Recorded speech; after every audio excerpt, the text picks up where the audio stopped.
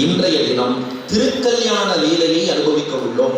முதல் நாள் பால லீலையில குழந்தை கிருஷ்ணன் வெண்ணையை திருடினா, இரண்டாவது நாள் ராச லீலையில சிறுவனாகிய கிருஷ்ணன் கோபிகைகள் உள்ளங்களை திருடினான்.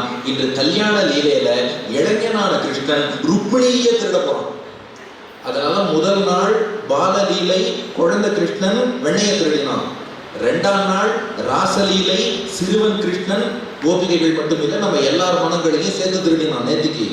இன்றைக்கு மூன்றாம் நாள் திருக்கல்யாண லீலை, இளைஞனாகிய கிருஷ்ணன் ருக்மிணியையே திருட போறான். எப்படி திருடினான் என்பதைத்தான் இன்றைய தினம் அனுபவிக்க உள்ளோம். அப்படிப்பட்ட பரம பவித்திரமான பரம பாவனமான பாவங்களை எல்லாம் போக்க வல்ல உயர்ந்ததான ருக்மிணி கல்யாண வைபவத்தை அனுபவிக்க உள்ளோம். பல பல வேதாந்த அர்த்தங்கள் இந்த ருக்மிணி கல்யாணத்துக்குள்ளே இருக்கிறது.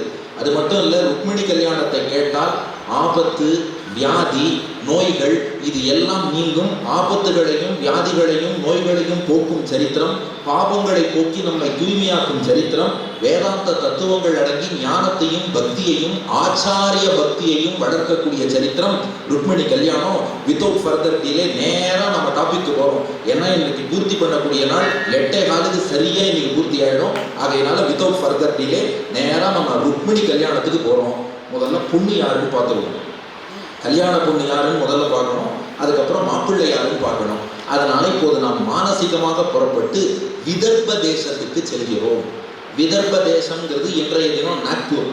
அந்த காலத்துல விதர்ப தேசம், அங்கதான் நம்ம கல்யாண பொண்ணு மகாலட்சுமியின் அவதாரமான ருக்மிணி தாயார் எழுந்தருளி இருக்கிறாள். நேரா நம்ம விதர்ப தேசத்துக்கு போறோம். சுகபிரம்மம் பாகவத புராணம் 10வது ஸ்கந்தம் 52ஆம் அத்தியாயத்தில் வர்ணிக்க தொடங்குகிறார். ராஜா சி பீஷ்மகோ நாம விதர்பாதிபதிர் மகான். இப்ப நாம எங்க இருக்கோம்? விதர்ப தேசத்துக்கு சென்று விட்டோம். நாக்பூர் அந்த பகுதி. அதற்கு தலைநகரமாக குண்டினபுரம் என்னும் ஊர் இருக்கிறது. இந்த குண்டினபுரத்தை தலைநகராக கொண்டு நாக்பூர் விதர்ப தேசத்தை ராஜா சி பீஷ்மகோ நாம, பீஷ்மகன் என்ற ஒரு ராஜா ஆண்டு வருகிறான். பீஷ்மர் வேற, அது மகாபாரத பீஷ்மர் வேற. பீஷ்மகன் என்ற ராஜா இந்த விதர்ப தேசத்தை ஆண்டு வருகிறான். அவர் எப்படிப்பட்டவர்னா ராஜா சி பீஷ்மகோ நாம விதர்பாதிபதிர் மகான். அவர் பெரிய மகான், ரொம்ப பெரியவர். ஏன் இந்த விதர்ப தேசத்தை ஆண்ட பீஷ்மக ராஜா அவ்வளோ பெரியவரானா? 2 காரணம். ஒன்று, இவருக்குத்தான் மகளாக மகாலட்சுமி தாயார் ருக்மிணியாக அவதரித்திருக்கிறாள். அப்போ மகாலட்சுமியையே தனக்கு மகளாக பெறும் பாக்கியத்தை ஒருத்தர் பெற்றிருக்காருனா மகான். உண்மையிலேயே உயர்ந்தவர் தான், பெரியவர் தான், அதுல சந்தேகமே இல்லை. ஏன்னா தாயாருக்கே தந்தையாக ஆகும் பாக்கியம் கிடைச்சிருக்கு இல்லையா, மகான். இது ஒரு காரணம். அதை விட முக்கியமான 2வது காரணம் என்னன்னா, கிருஷ்ணனுக்கே மாமனார் ஆகக்கூடிய பாக்கியம் கிடைத்தது. அது எவ்வளவு பெரிய பாக்கியம்! ஏன்னா மாமனாருங்கிறது உயர்ந்த ஸ்தானம். ஆச்சாரியனுக்கு என்ன மரியாதை கொடுப்போமோ அந்த மரியாதை மாமனாருக்கு கொடுக்கணுமா? கொடுக்குறோமாங்கிறது நாம கேட்டுக்கணும். ஆனால் சாஸ்திரப்படி ஆச்சாரியனுக்கு கொடுக்கும் மரியாதை மாமனாருக்கு கொடுக்கணுமா? ஏன்னா ஒரு ஆண் வைதிக கர்மா, வேதத்தில் சொல்லப்பட்ட ஒரு கர்மா பண்ணுறான்னா அதுக்கு அவனுடைய ஆச்சாரியன் வேதத்தை சொல்லி கொடுத்துட்டார். ஆனால் அந்த வைதிக கர்மா பண்ணுவதற்கு எப்போ தகுதி வரும்னா மனைவி பக்கத்தில் இருந்தால் தான் வைதிக கர்மா பண்ண முடியுமா. அந்த மனைவியையே கொடுத்து இந்த வைதிக கர்மாவை அனுஷ்டிக்க வைத்தவர் யாருன்னா மாமனார். அவர் மட்டும் மனைவி லைஃப் பார்ட்னரை கொடுக்கலன்னா எந்த வைதிக கர்மாவுக்கும் நமக்கு தகுதியே இல்லாமல் போயிருப்போம். அப்போ அந்த தகுதியை கொடுத்து மனைவியை கொடுத்து இன்னைக்கு வைதிக நிஷ்டையில் நம்ம நிலைநிறுத்தியவர் யாருன்னா மாமனார். அதனால் அவருக்கு ஆச்சாரிய ஸ்தானம்னு சொல்லியிருக்கு. Very simple. நம்மளை நம்பி பொண்ணு கொடுத்துருக்கார், எவ்வளோ பெரிய ரிஸ்க் எடுத்திருக்கார். அதனால் அதுக்கே அவருக்கு ஒரு பெரிய ஸ்தானம் கொடுக்க வேண்டியதுதான். அதனால தான் மகான். அப்போ ஒன்று தாயாருக்கு தந்தையானார், கண்ணபிரானுக்கு மாமனார் ஆனார், அதனால மகான். அதனால தான் பாருங்க, ஆழ்வார்கள்லையும் யாரை பெரியவர்னு சொல்கிறோம்? முதல்ல அவதரித்த பொய்கை ஆழ்வார பெரிய ஆழ்வார்னு சொல்கிறது இல்லை. நிறைய பாடின நம்மாழ்வாரையோ திருமங்கை ஆழ்வாரையோ பெரியவர்னு சொல்கிறது இல்லை. நீண்ட காலம் வாழ்ந்த திருமழிசைப்பிரானை பெரியவர்னு சொல்கிறது இல்லை. ஸ்ரீவில்லிபுத்தூரில் அவதரித்த விஷ்ணு சித்தரை மட்டும்தான் பெரிய ஆழ்வாருங்கிறோம். ஏன்னா இவர் தான் ஆண்டாள் நாச்சியாரை பெருமாளுக்கு கல்யாணம் பண்ணி கொடுத்து பெருமாளுக்கே மாமனார் ஆயிட்டார். அப்பா ரொம்ப பெரியவர் தான்ப்பா, அதனால தான் அவர் பெரிய ஆழ்வார். ஸ்ரீரங்கத்தில் ரங்கநாதன் என்ன பண்ணுறார், தீபாவளி தோறும் பெரிய ஆழ்வார் ரங்கநாதனுக்கு சீர்வரிசை கொடுப்பார். சீர்வரிசையை வாங்கிண்டு ரங்கநாதன் பெரிய பெருமாள் பெரியாழ்வாரை விழுந்து நமஸ்காரம் பண்றார். பெரிய பெருமாளே அவருக்கு நமஸ்காரம் பண்றார். பெரிய ஆழ்வார் அதான் ஸ்வசுரம் அமரவந்தியம் ரங்கநாதஸ்ய சாட்சாத்து த்விஜகுல திலகம் தம் விஷ்ணு சித்தம் நமாமி. அப்போ பெரிய பெருமாளுக்கு ஆண்டாளை கல்யாணம் பண்ணி கொடுத்தா பெரிய ஆழ்வார், கிருஷ்ணனுக்கு ருக்மிணியை கல்யாணம் பண்ணி கொடுத்தா பெரியவர், அதான் மகான். பெரியவர்ங்கிறதுக்கு தான் சான்ஸ்கிரிட்ல மகான்னு பேரு. அதுதான் சுகபிரம்மம் ராஜாசீத் பீஷ்மகோ நாம விதர்பாதிபதிர் மகான். அப்படி மகான் ரொம்ப பெரியவராகிய பீஷ்மகன் அந்த விதர்ப தேசத்தை ஆட்சி செய்து வருகிறார். அந்த பீஷ்மகன்கிற ராஜாவுக்கு 6 குழந்தைகள் பிறந்தார்களாம். தஸ்ய பஞ்சாபவன் புத்திராக கன்யை காச்ச வரானனா. அந்த ராஜாவுக்கு 5 ஆண் பிள்ளைகளும் ஓர் அழகான பெண் குழந்தையும் பிறந்தது. இந்த ஸ்லோகத்தை நன்னா கவனிங்கோ. தஸ்ய பஞ்ச அபவன் புத்திராகா, 5 பிள்ளைகள் பிறந்தார்கள், ஆண் பிள்ளைகள். ஓர் அழகான பெண் குழந்தை பிறந்தது. இது எதுக்கு பெண் குழந்தைக்கு மட்டும் அழகுன்னு சொல்லணும் அப்படின்னா நீங்களே புரிஞ்சுக்கோங்க. அந்த 5 ஆண் குழந்தையும் சிடுமூஞ்சின்னு அர்த்தமா, அதை தனியாக சொல்ல வேண்டாம்.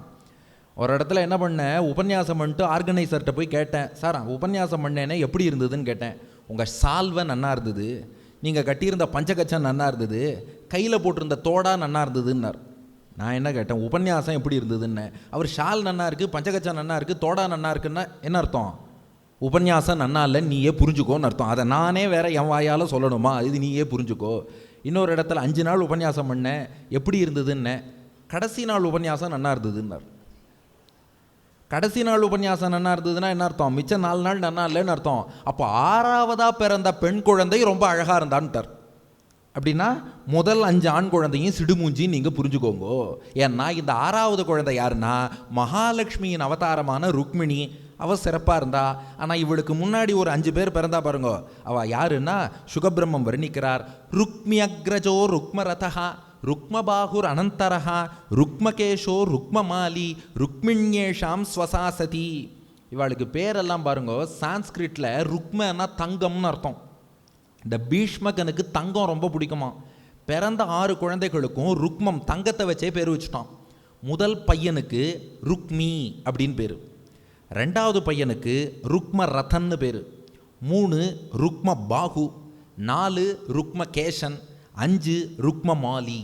ருக்மின்னா அவனே தங்கம், ருக்ம ரதன்னா தங்க தேரில் போவான், ருக்ம பாகுன்னா தங்க கை கொண்டவன், ருக்ம கேஷன்னா தங்கத்திலே கேசம் கொண்டவன் கூந்தல், 5வது ருக்ம மாலினா தங்க மாலை அணிந்தவன். 5வது வேணா நமக்கு பாசிபிள், மற்ற நாளும் பாசிபிள் இல்லை. ஏன்னா ருக்மினா அவனே தங்கம், ருக்ம ரதன்னா தங்க தேரு, ருக்ம பாகுன்னா தங்க கை, ருக்ம கேஷன்னா கோல்டன் ஹேர், அது வேணா இன்னைக்கு சிலர் டை அடிச்சுக்கிறா.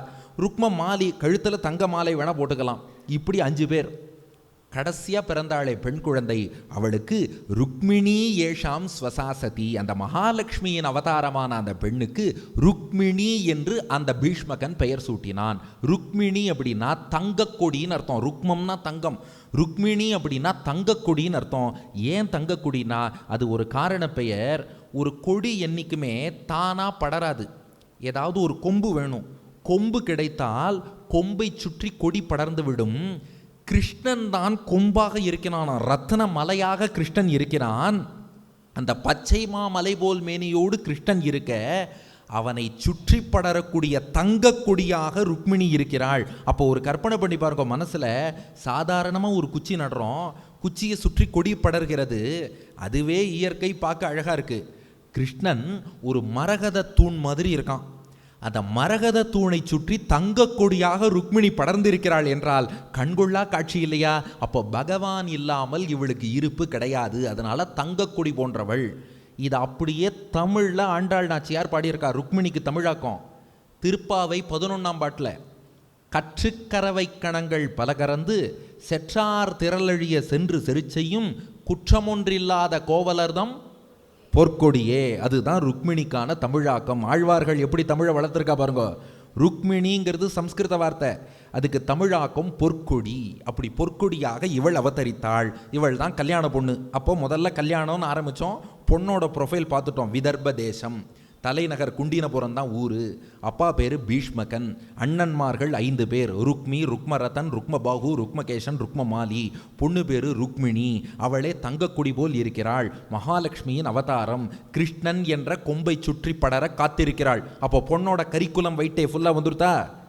இப்போ இந்த ருக்மிணிக்கு சின்ன வயசுலேருந்து கிருஷ்ணன் மீது காதல் வளர்ந்ததாம். அதை அடுத்து வர்ணிக்கிறார் சுகபிரம்மம். சோபஸ்ருத்திய முகுந்தஸ்ய ரூபவீரிய குணஸ்ரீயா கிரகாகதைர் கீயமானாக தம்மேனே சதிருஷம் பதிம். கிருஷ்ணன் இப்போது துவாரகாதீசனாக துவாரகையை ஆண்டு வருகிறான். அந்த துவாரகையிலே வாழ்ந்த பல உபன்யாசகர்கள், பாடகர்கள் இவாள்லாம் என்ன பண்ணுவாளாம், ருக்மிணி வாழும் விதர்ப தேசத்துக்கு வந்து எங்கள் கிருஷ்ணன் எப்படிப்பட்டவன் தெரியுமா, எங்கள் துவாரகையை ஆளும் துவாரகாதீசன் எப்படிப்பட்டவன் தெரியுமான்னு கிருஷ்ணனை பற்றி நிறைய பாடுவார்களாம், பேசுவார்களாம். இதை கேட்டு கேட்டு கேட்டு கேட்டே ருக்மிணிக்கு கிருஷ்ணன் மீது காதல் வந்துருத்தான். அப்போது சின்ன வயசுலேருந்து நிறையா அவள் பகவானை பற்றி கேட்டிருக்கா. பகவானை பற்றி குழந்தைகள் நிறையா கேட்கணும். ஏன்னா கேட்டுட்டா சின்ன வயசுலேயே பகவான்கிட்ட பக்தி வளருமா. அதை இந்த இடத்துல பாருங்கோ. சோபஸ்ருத்திய முகுந்தஸ்ய, கிருஷ்ணனுடைய வரலாறுகளை எல்லாம் துவாரகையிலிருந்து வரக்கூடிய சொற்பொழிவாளர்கள், பாடகர்கள் எல்லோரும் வந்து பேசுகிறார்கள், பாடுகிறார்கள், கொண்டாடுகிறார்கள். என்னென்ன சொல்கிறாளாம், ரூப, கிருஷ்ணனுடைய அழகு இருக்கே, என்ன அழகு தெரியுமா, எங்கள் கிருஷ்ணன் சின்ன வயசில் மாடு மேய்ப்பான். மாடு மேய்க்கும் போது எப்படி நிற்பான் தெரியுமா, லீலா யஷ்டி மனோஜ்ய தட்சிணகரஹா. கையிலே பார்த்தால் எஷ்டின்னு சொல்லக்கூடிய அந்த கோல், மன்னார்குடியில் இன்றைக்கும் செண்டுன்னு ஒரு ஆயுதம் ராஜகோபாலன் வச்சிருப்பார் பாருங்க. அப்படி லீலா எஷ்டி மனோஜ்ய, அந்த கரத்திலே அந்த லீலா எஷ்டின்னு சொல்லக்கூடிய கோல் ஏந்தி இருப்பான். பாலார்க்க துல்லிய பிரபகா, ஒரு இளம் சூரியனை போன்ற தேஜஸோடு விளங்குவான்.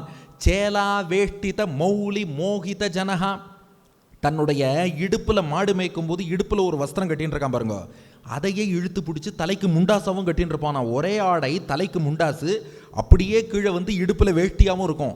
இன்றைக்கும் மன்னார்குடியில் ராஜகோபாலனுக்கு அந்த அலங்காரம் பண்ணுவா. அவருக்கு எது பண்ணாலும் ஸ்டைலாக தான் இருக்கும். அது மட்டும் இல்லை, சோலாவனி மன்மதஹா, எல்லோரையும் ஈர்க்கக்கூடிய மன்மதனை விட அழகானவனாக அவன் விளங்குகிறான். பாலாவேஷித திவ்ய ரத்ன திலகா, நெற்றியிலே ரத்னம் பதித்த அந்த அற்புதமான திலகம். எல்லாத்துக்கும் மேலே வேலாதீத தயாரசார்திர ஹிருதயா, எல்லையில்லாத கருணைக்கடலாகவும் அவன் விளங்குகிறான். இப்படி எங்கள் கிருஷ்ணனுடைய அழகு, வீரிய, அவனுடைய வீரம் இருக்கே.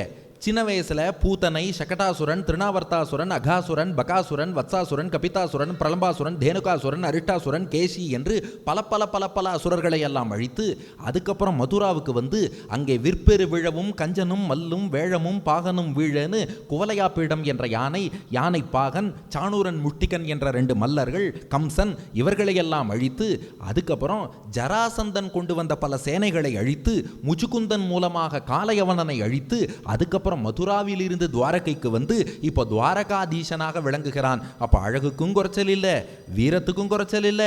குணம், கிருஷ்ணனுடைய குணம் இருக்கே, அன்பர்கள்ட்ட அவர்களில் ஒருவனாக கலந்து பழகுவான். தான் பெரியவன்ற எண்ணம் இல்லாமல், பெரியவன் எளியவரோடு பழகிறது பெரிய விஷயம் இல்லை, பழகும்போது தான் பெரியவன்கிற எண்ணம் இல்லாமல் பழகணும். அப்படிப்பட்ட குணம் நிறைந்தவன்.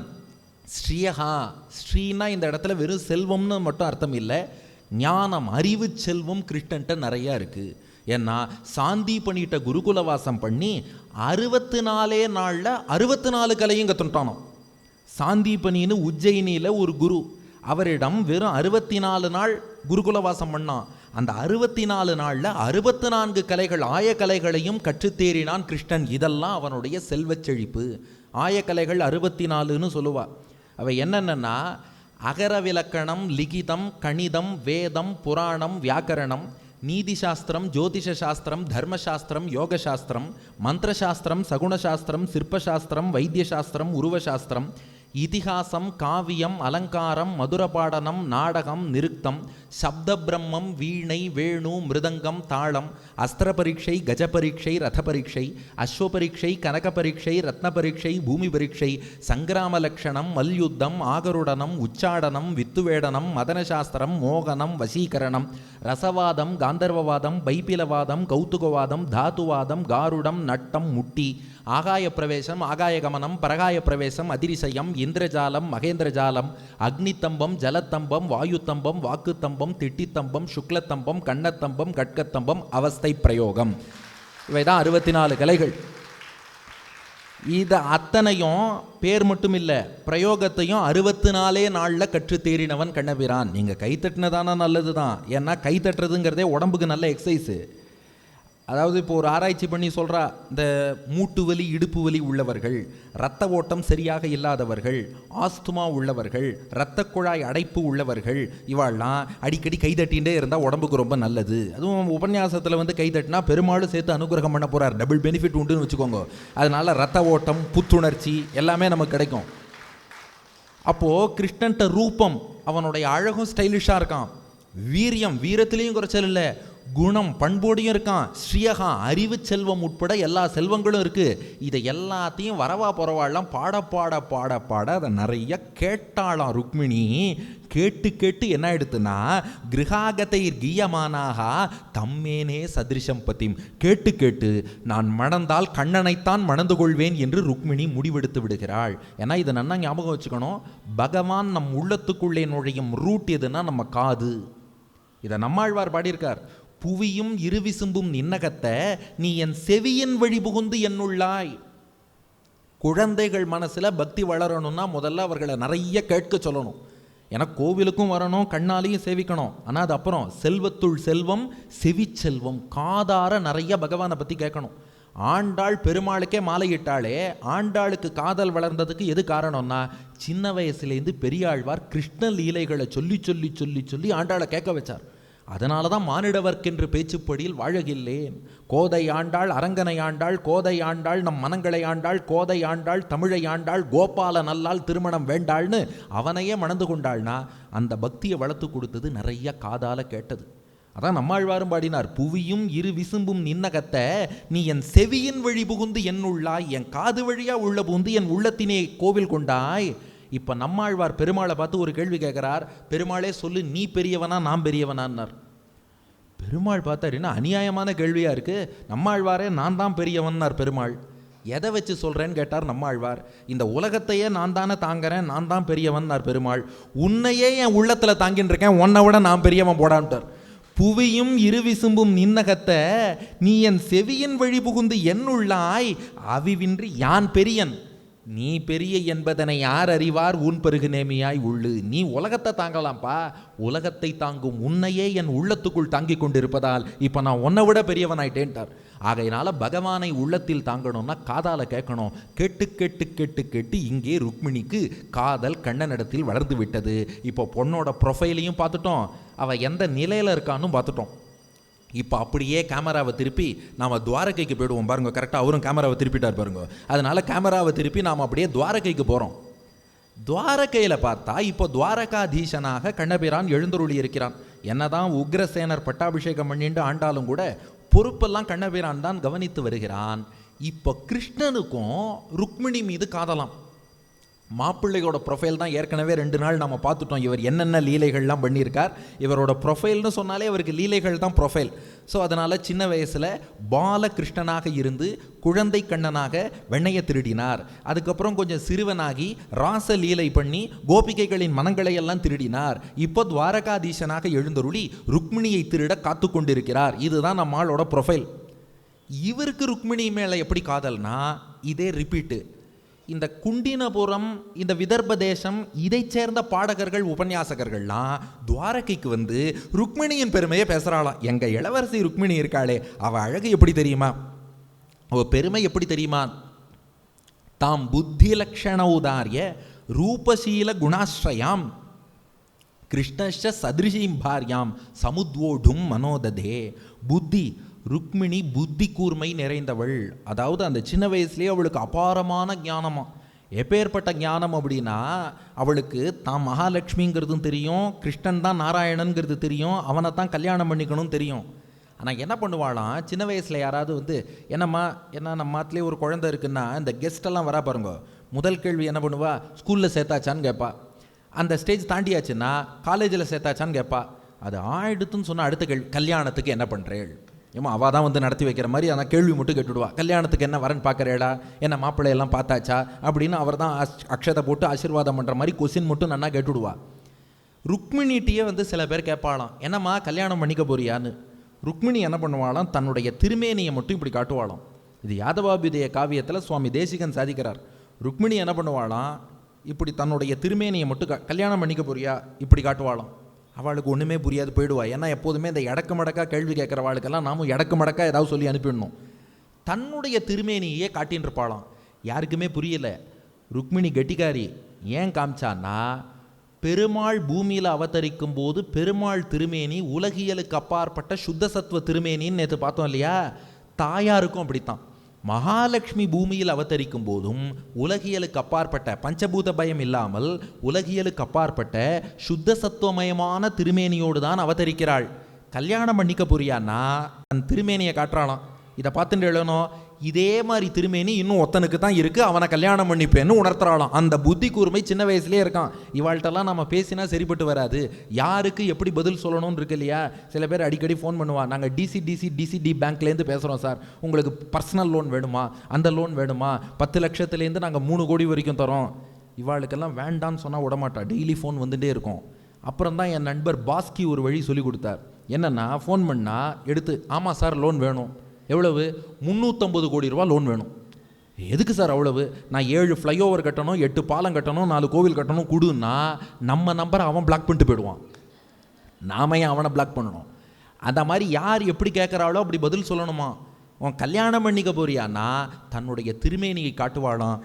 இதே போன்ற உலகியலுக்கு அப்பாற்பட்ட திருமேனி உள்ளவன் ஒரே ஒருத்தன் தான் இருக்கான். இதை பார்த்தா அதை பார்க்க வேண்டாம், கல்யாணம் பண்ணிப்பேன், புரிஞ்சுக்கோங்கோ. அப்படிப்பட்ட புத்தி லக்ஷண. ருக்மிணியோட அழகு இருக்கே, சந்திரனுக்கும் தாமரைக்கும் ஈகோவான், நீ அழகா நான் அழகான்னு. அதனால தான் சந்திரன் வந்ததுன்னா தாமரை கோச்சுண்டு கூம்பிடுறதான், முகத்தை திருப்பிக்கிறதான். மாலை நேரத்தில் தாமரை கூம்பி விடும், சூரியனை பார்த்தா தான் மலரும். அதுக்கு என்ன காரணம்னா, சந்திரனுக்கும் தாமரைக்கும் பொறாமையாக நீ அழகா நான் அழகான்னு. ஆனால் தாயார் முகத்தில் சந்திரனும் தாமரையும் கூட தங்கள் பொறாமையை மறந்துட்டு குளிர்ச்சியிலே சந்திரன், அழகிலே தாமரை ரெண்டும் வந்து குடி வந்துருத்தான். அடுத்து என்ன சொல்லுவா, செண்பகப்பூவுக்கும் வண்டுக்கும் அலர்ஜியாம். வண்டு செண்பகப்பூவுக்கு மட்டும் போகவே போகாது. அதனால தான் மன்னார்குடிக்கு வண்டு வராபதின்னு பேர். செண்பகாரண்ய க்ஷேத்திரம், செண்பக மரம் நிறைந்த மன்னார்குடியில் வண்டே வராது, வண்டு வராபதிங்கிறா. ஆனால் தாயார் முகத்தில் பார்த்தா அவன் மூக்கு செண்பகப்பூ மாதிரி இருக்கான், கண்கள் ரெண்டும் வண்டா இருக்கான். ஏன்னா வண்டு தன்னோட அலர்ஜியை கூட மறந்துட்டு அவன் முகத்தில் செண்பகப்பூவாக இருக்கும் மூக்குக்கு மேலே வந்து உக்காந்துருக்கு. இது மட்டும் இல்லை, அவன் முகத்தில் பார்த்தா விஜயமாகிய வெற்றி தெரியறது. காதும் இருக்குது, காதுக்கு கர்ணம்னு பேர். விஜயம் வெற்றி, விஜயனாகிய அர்ஜுனனையும் குறிக்கும். காது கர்ணம், கர்ணனையும் குறிக்கும். அர்ஜுனனுக்கும் கர்ணனுக்கும் எதிரி எவ்வளோன்னு தெரியும் உங்களுக்கே, பகைமை. ஆனால் அர்ஜுனனும் கர்ணனும் கூட தங்கள் எனிமிட்டியை மறந்துட்டு இவன் முகத்தில் ஒன்றா உட்காண்டிருக்காளாம். அப்போ பாருங்கள், சந்திரனும் தாமரையும் பொறாமையை மறந்து அழகிலே தாமரை, குளிர்ச்சியிலே சந்திரன். செண்பகப்பூவும் வண்டும் அலர்ஜியை மறந்துட்டு மூக்கு செண்பகப்பூ, கண்கள் வண்டு. அவ்வாறே அர்ஜுனனும் கர்ணனும் பகைமையை மறந்து முகத்திலே விஜயம்னு அர்ஜுனன், இந்த பக்கம் கர்ணம் காது என்று கர்ணன். அப்போ பகைவர்கள் கூட தங்கள் பகைமையை மறந்துட்டு இவன் முகத்தில் உட்காருவா. அப்படிப்பட்ட லட்சணங்கள் நிறைந்தவள் ருக்மிணி. ஔதாரிய, தாராள மனசு. பெருமாளை விட தாயாருக்கு தான் தாராள மனசு. அதனால தான் கோவிலில் போனால் பெருமாளும் இப்படி தான் அபயம், பயப்படாதேன்னு கை வச்சிருப்பார். தாயாரும் அபயம், பயப்படாதேங்கிறா. ஆனால் ரெண்டுக்கும் வித்தியாசம் இருக்குது. பெருமாள் என்ன சொல்கிறார், உன் பாபங்கள் மற்றவா யாரையும் பார்த்து நீ பயப்படாத, நான் பார்த்துக்கிறேங்கிறார். மற்றவாளை பார்த்து பயப்படாதேன்னு சொன்னாரே பெருமாள், தன்னை பார்த்து பயப்படாதேன்னாரா? நம்ம ரொம்ப தப்பு பண்ணியிருக்கோன்னு தெரிஞ்சால் அவரே தண்டிச்சிருவார். தாயாரும் இப்படி தான் வச்சுருக்கா, பயப்படாதேன்னு. தாயார் என்ன சொல்கிறா, பெருமாளை பார்த்து நீ பயப்படாத, அவரை நான் பார்த்துக்கிறேங்கிறா. அப்போ மற்றவாளை பார்த்து பயப்படாதேன்னு பெருமாள் சொல்கிறார், நீ பெருமாளை பார்த்து பயப்படாதேன்னு தாயார் சொல்கிறாளாம். அப்போ அவளுக்குத்தான் அந்த தாராள மனசுங்கிறது ஜாஸ்தி, ஔதாரிய. அதுக்கப்புறம் ரூப, அவளுடைய அழகான ரூபம். ஷீல, ஒரு நல்ல நல்லொழுக்கத்தோடு கூடியவளாக, குண நற்பண்புகள் நிறைந்தவளாக. ஆஸ்ரயாம், இது எல்லாத்துக்கும் இருப்பிடமாக இருக்காளாம். அப்போ புத்தியும் இருக்குது, லட்சணங்களும் இருக்குது, வள்ளல் தன்மையும் இருக்குது, வடிவழகம் இருக்குது, நல்லொழுக்கமும் இருக்குது, நற்பண்புகளும் இருக்குது. இத்தனையும் ருக்மிணிகிட்ட இருக்குங்கிறத கிருஷ்ணன் கேட்டு கேட்டு கேட்டு கேட்டு கிருஷ்ணஷ்ட சதிருஷீம் பாரியாம் சமுத்வோடும் மனோததே. கிருஷ்ணன் என்ன பண்ணானா, இந்த ருக்மிணியை திருமணம் செய்தே தீருவேன் என்று முடிவெடுத்து விட்டான். அப்போ பாருங்க, ருக்மிணியும் கிருஷ்ணனை பார்க்கல, கிருஷ்ணனும் ருக்மிணியை பார்க்கல, காதால கேட்டு கேட்டு கேட்டு கேட்டு இருவரும் ஒருவரிடம் ஒருவர் மனதை பறிகொடுத்து விட்டார்கள். இது எப்போ? துவாபர யுகத்திலேயே நடந்துடுத்து. நான் இங்கே பெருந்துறை மெடிக்கல் காலேஜில் தான் எம்பிபிஎஸ் படிச்சுட்டு இருந்தேன். அப்போ செகண்ட் இயர் படிக்கும்போது ஒரு நாள் என்னாச்சு, எல்லா பசங்களும் திடீர்னு கிளாஸ் கட்டடிச்சுட்டு போயிட்டானுங்க எங்கேயோ. அப்புறம் வந்ததும் கேட்டேன், என்னடா இது மாசாக கட்டடிச்சுட்டு போயிட்டீங்களே, எங்கே போயிட்டீங்கன்னு. இல்லை புதுசாக சினிமா வந்திருக்கு, FDFS பார்க்குறதுக்காக போனோன்னா. அப்படி என்னடா படம்னு கேட்டேன். புதுமையான கதை தெரியுமா, ஹீரோ ஹீரோயினை பார்க்கல, ஹீரோயின் ஹீரோவை பார்க்கல, ரெண்டு பேரும் விரும்புகிற, அவ்வளோ புதுமையாக இருந்ததுன்னா. நான் சொன்னேன், அது ஒன்றும் புதுமை கிடையாது, எங்கள் கிருஷ்ணனும் ருக்மிணியை பார்க்கல, ருக்மிணியும் கிருஷ்ணனை பார்க்கல, ஒருவர் மீது ஒருவர் உள்ளத்தை பறிகொடுத்தார்கள். நீ இதுக்கு இந்த சரித்திரத்தை கேட்டால் பகவானுடைய அனுகிரகமாவது கிடைக்கும். அதாவது பகவான் என்ன பண்ணிவிடுறான், நாம் எதன் பால் ஈர்க்கப்பட்டு எந்த பக்கம் போவோம்னு நன்னா தெரியும். அதனால தான் அது கூட நீ அந்த பக்கம் போகாத, அதை நானே பண்ணி காமிச்சுட்றேன்ட்டான். நீ என்ன புதுமையான கதை தானே வேணும், நானே பண்ணிவிடுறேன்னு சொல்லி கிருஷ்ணனும் ருக்மிணியும் ஒருவரை ஒருவர் சந்திக்காமலேயே காதல் கொண்டார்கள். அதையும் பகவானே நடத்தி காட்டுறான். அதாவது தாத்பரியம் என்னென்னா, அதை கரெக்டாக புரிஞ்சுக்கணும். நம்முடைய மனித மனம் என்பது அல்பமான விஷயங்களை நாடித்தான் போயின்னு இருக்கு. அது அல்பமாக அப்படி போகாத, அதையே தெய்வீகமாக நான் பண்ணி காட்டுறேன், இதில் ரசிச்சுக்கோங்கிறான் பகவான். அந்த மாதிரி கண்ணபிரானும் அவள் மீது காதல் கொண்டான், அவளும் கண்ணன் மீது காதல் கொண்டால் பொருத்தம், கல்யாணம் பண்ணி வைக்கலான்னு உறவினர்கள் கூட நினைக்கிறாளாம். இந்த ருக்மிணிக்கு உறவினர்கள்லாம் இருக்கா பாருங்க, அண்ணன்களை விட்டுருங்கோ, மற்ற உறவெல்லாம் இருப்பா இல்லையா, அவள்லாமும் யோசிச்சாலும் நம்மாத்து பொண்ணு ருக்மிணிக்கு சரியான மாப்பிள்ளைன்னா துவாரகாதீசன் கண்ணன் தான்னு அவர்கள் யோசிச்சுட்டு இருக்கா. இப்போ கேமரா மறுபடியும் விதர்ப தேசத்துக்கு போகிறது. இப்போ துவாரகையில் மாப்பிள்ளையோட ப்ரொஃபைல் பார்த்துட்டோம், அங்கே விதர்ப தேசத்தில் பொண்ணோட ப்ரொஃபைல் பார்த்துட்டோம். ரெண்டு பேருக்கும் மனசும் சேர்ந்துருத்து. ஆனால் இந்த பக்கம் பார்த்தா இவளுடைய உறவினர்கள்லாம் பந்தூனாம் இச்சதாம் தாத்தும் கிருஷ்ணாய பகினிம் இருப்ப, உறவினர்கள்லாம் கூட கிருஷ்ணனுக்கு தான் பொண்ணு கொடுக்கணும்னு நினைக்கிறா.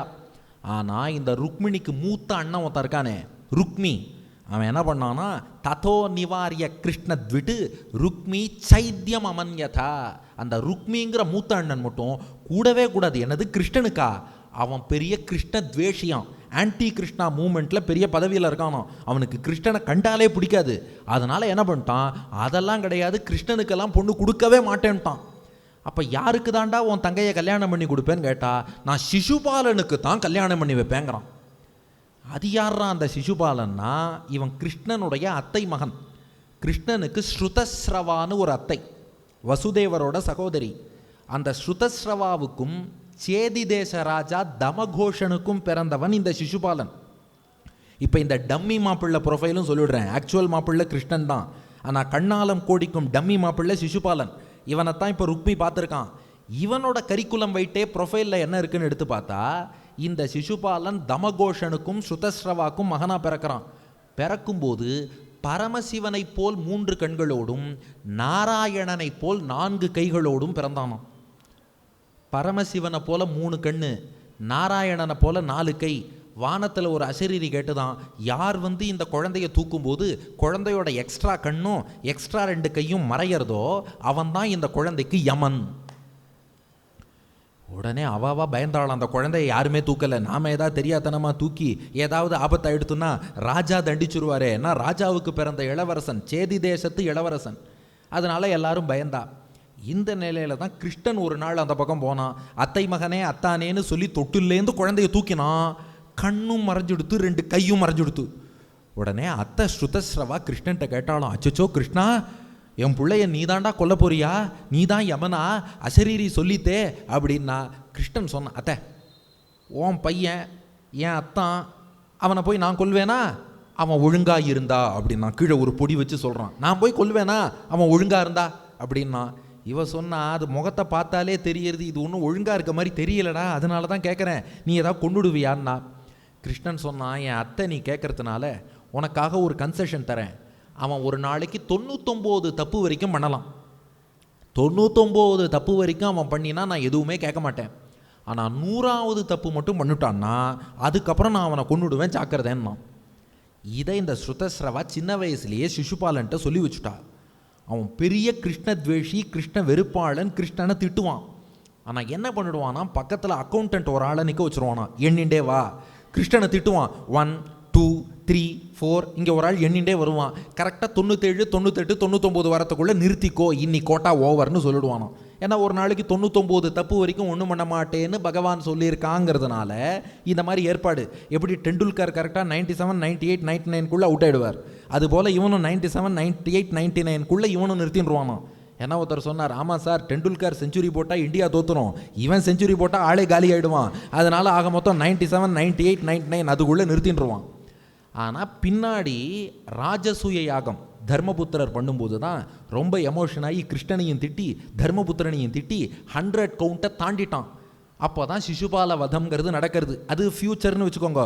இப்போதைக்கு மாப்பிள்ளை ப்ரொஃபைலில் ஒன்றுமே தேரும்படியாக இல்லை. இதுதான் இவனுடைய ப்ரொஃபைல். கிருஷ்ணன் கையால் மரணம், அது என்னைக்குன்னு தெரியாது. ஒவ்வொரு நாளும் 99 தப்பு பண்ணிட்டு இருக்கான். இந்த ஆசாமியை போய் யாராவது தேர்ந்தெடுப்பாளா? வீட்டில் அவாவா கேட்டா, ருக்மி சொல்லிட்டானா, எதிரிக்கு எதிரி நண்பன். எனக்கும் கிருஷ்ணனை பிடிக்காது, சிசுபாலனுக்கும் கிருஷ்ணனை பிடிக்காது, அதனால் எனக்கு சிசுபாலனை பிடிக்கும், அவனுக்கு தான் பொண்ணு கொடுப்பேங்கிறான். வீட்டில் சொல்லி பார்த்தானா, எவடா ருக்மிணியை பாரு, அந்த சிசுபாலனையும் பாரு, எங்கேயாவது பொருத்தம் இருக்கான்னா. ஏன்னா ஒரு திருமணம்ங்கிறது என்ன அழகாக சொல்லுவா, 10 பொருத்தம் பார்த்து 9 கிரகங்களை சேர்த்து 8 திசைகளுக்கும் பத்திரிக்கை கொடுத்து 7 ஜென்மத்துக்கும் உறவு நிலைக்கிற மாதிரி வந்தவாளுக்கு அறுசுவை விருந்தளித்து பஞ்சபூதங்களையும் சாட்சியாக அக்னியில் வச்சு 4 வேதங்கள் ஓதி 3 முடிச்சு போட்டு 2 மனசை ஒன்றாக ஆக்குவது தானே திருமணம். இதை 5லேருந்து கேட்டவாளுக்காக மறுபடியும் சொல்லிடுறேன். 10 பொருத்தம் பார்த்து 9 கிரகங்களை சேர்த்து 8 திசைகளுக்கும் பத்திரிக்கை கொடுத்து 7 ஜென்மத்துக்கும் உறவு நிலைத்திருக்கிற மாதிரி வந்தோருக்கு அறுசுவை விருந்தளித்து பஞ்சபூதங்களை சாட்சியாக அக்னியில் வச்சு 4 வேதங்கள் ஓதி 3 முடிச்சு போட்டு 2 மனசை ஒன்றாக ஆக்குவது தான் திருமணம்.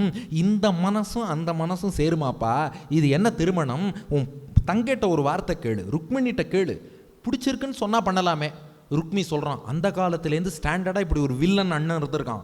ருக்மி சொல்கிறான், அவள் சின்ன பொண்ணு, அவள்கிட்ட என்ன கேட்குறது, கழுத்தை நீட்டுன்னா நீட்ட வேண்டியதான், தாலியை கட்டிக்க வேண்டியதான், அதெல்லாம் கல்யாணமானால் சரியாயிடும், அவள்கிட்ட என்ன சின்ன பொண்ணுகிட்ட கேள்வி எல்லாம் வேட்டி கிடக்கு அப்படின்னு ருக்மி திட்டம் போட்டு நிச்சயதார்த்தமும் பண்ணி கல்யாண பத்திரிக்கையை அடிச்சிட்டான். பத்திரிக்கையை பார்த்து தான் ருக்மிணிக்கே தெரியுமா, நாளை மறுநாள் ருக்மிணிக்கும் சிசுபாலனுக்கும் கல்யாணம். இந்த டே கவுண்ட் மட்டும் வச்சுக்கோங்க. இப்போ டே 1, அடுத்து டே 2, டே 3 அன்னைக்கு கல்யாணம், நாளை மறுநாள் கல்யாணம். நாம் இப்போ எங்கே இருக்கோம்? டே 1ல் இருக்கோம். டே 3 கல்யாணம். ஏன்னா எப்படியும் டே 3 கல்யாணம் ஆகும்போது நம்ம டே 3 உபன்யாசமும் பூர்த்தி ஆகிடும். இதுவும் டே 1 டே 2 டே 3 தான் நம்ம உபன்யாசமும். அதுபோல் இந்த ருக்மிணி கல்யாணமும் அதே மாதிரி தான், டே 1 டே 2 டே 3. இப்போ டே 1 டே 3 அன்னைக்கு கல்யாணம்னு சொல்லி இப்போ ருக்மிணி கையில் பத்திரிக்கை இருக்குது. என்ன பண்ணுறதுன்னு பார்த்தா, அச்சோ நாம் கண்ணபிரான்ட்ட மனசை ஒப்படைச்சிட்டோம். இந்த அண்ணங்காரன் என்னடான்னா இப்படி ஒரு திட்டம் பண்ணிட்டான். என்ன பண்ணுறதுன்னு பார்த்தா, கண்ணன் மீது தனக்கு இருக்கும் காதலை ஒரு கடிதமாக 7 ஸ்லோகங்கள் அடங்கிய ஒரு கடிதமாக எழுதினாள். ஏன்னா 7ங்கிறது ஒரு மேஜிக் நம்பர். 7 நதிகள், 7 மலைகள், 7 கடல்கள், 7 துவீபங்கள், மேல் 7 உலகங்கள், கீழ் 7 உலகங்கள், ராமாயணத்தில் உள்ள காண்டங்கள் 7, திருமலையில் உள்ள மலைகள் 7, அதுபோல சப்தஸ்வரங்கள் என்று அவையும் 7, ஸ்ரீரங்கத்தில் உள்ள பிராகாரங்கள் 7, அதுபோல ருக்மிணி எழுதிய காதல் கடிதத்தில் உள்ள ஸ்லோகங்கள் 7. தோனி ஷர்ட்டுக்கு பின்னாடி உள்ள நம்பர் கூட 7 தான். ஒருத்தர் கேட்டார், கிரிக்கெட்டில் ஒரு பாலில் அதிகமாக எவ்வளோ ரன் அடிக்க முடியும்னு. 7 தான். அது நோ பாலாக போயிடுத்துன்னா அதில் ஒரு 6 அடித்தாருன்னா அது 7 தான். இல்லையா அப்புறம் ஃப்ரீ ஹிட் வருமேனா அந்த டெலிவரியில் 6 ரன் ப்ளஸ் நோபாலுக்கு 1ன்னா அந்த ஒரு டெலிவரிக்கு 7 தான். அதனால் 7ங்கிறது எப்போதுமே ரொம்ப ஒரு சிறப்பான எண்ணாக அமைந்திருக்கும். ருக்மிணி இந்த காதல் கடிதத்திலே 7 ஸ்லோகங்களோடு எழுதினாள். எழுதி இதை யார்கிட்டையாவது கொடுத்து விடணும். இப்போ என்ன பிரச்சனைனா, நாம் இப்போ எங்கே இருக்கோம்? விதர்ப தேசம், குண்டினபுரம், அங்கே தான் ருக்மிணியும் இருக்கா. கிருஷ்ணன் எங்கே இருக்கான்னா துவாரகையில் இருக்கான். இப்போ இன்றைக்கினா நம்ம என்ன பண்ணுவோம், மொபைல் ஃபோன் எடுப்போம், வாட்ஸ்அப்பில் Krishna emergency please come immediately அப்படின்னு கொடுக்கலாம். அந்த காலத்தில் கடிதத்தை ஒருத்தர்கிட்ட கொடுத்து விடணும். இவர் கடிதத்தை எடுத்துட்டு விதர்ப தேசத்துலேருந்து துவாரகைக்கு போகணும். துவாரகைக்கு போய் கிருஷ்ணன்ட்ட செய்தி சொல்லி கிருஷ்ணன் அழிச்சுன்னு வரணும். அதுக்குள்ளே கல்யாணமே முடிஞ்சிடுமே. சீக்கிரமாக யாராவது துவாரகைக்கு போகணும், யாருன்னு பார்த்தாலும்.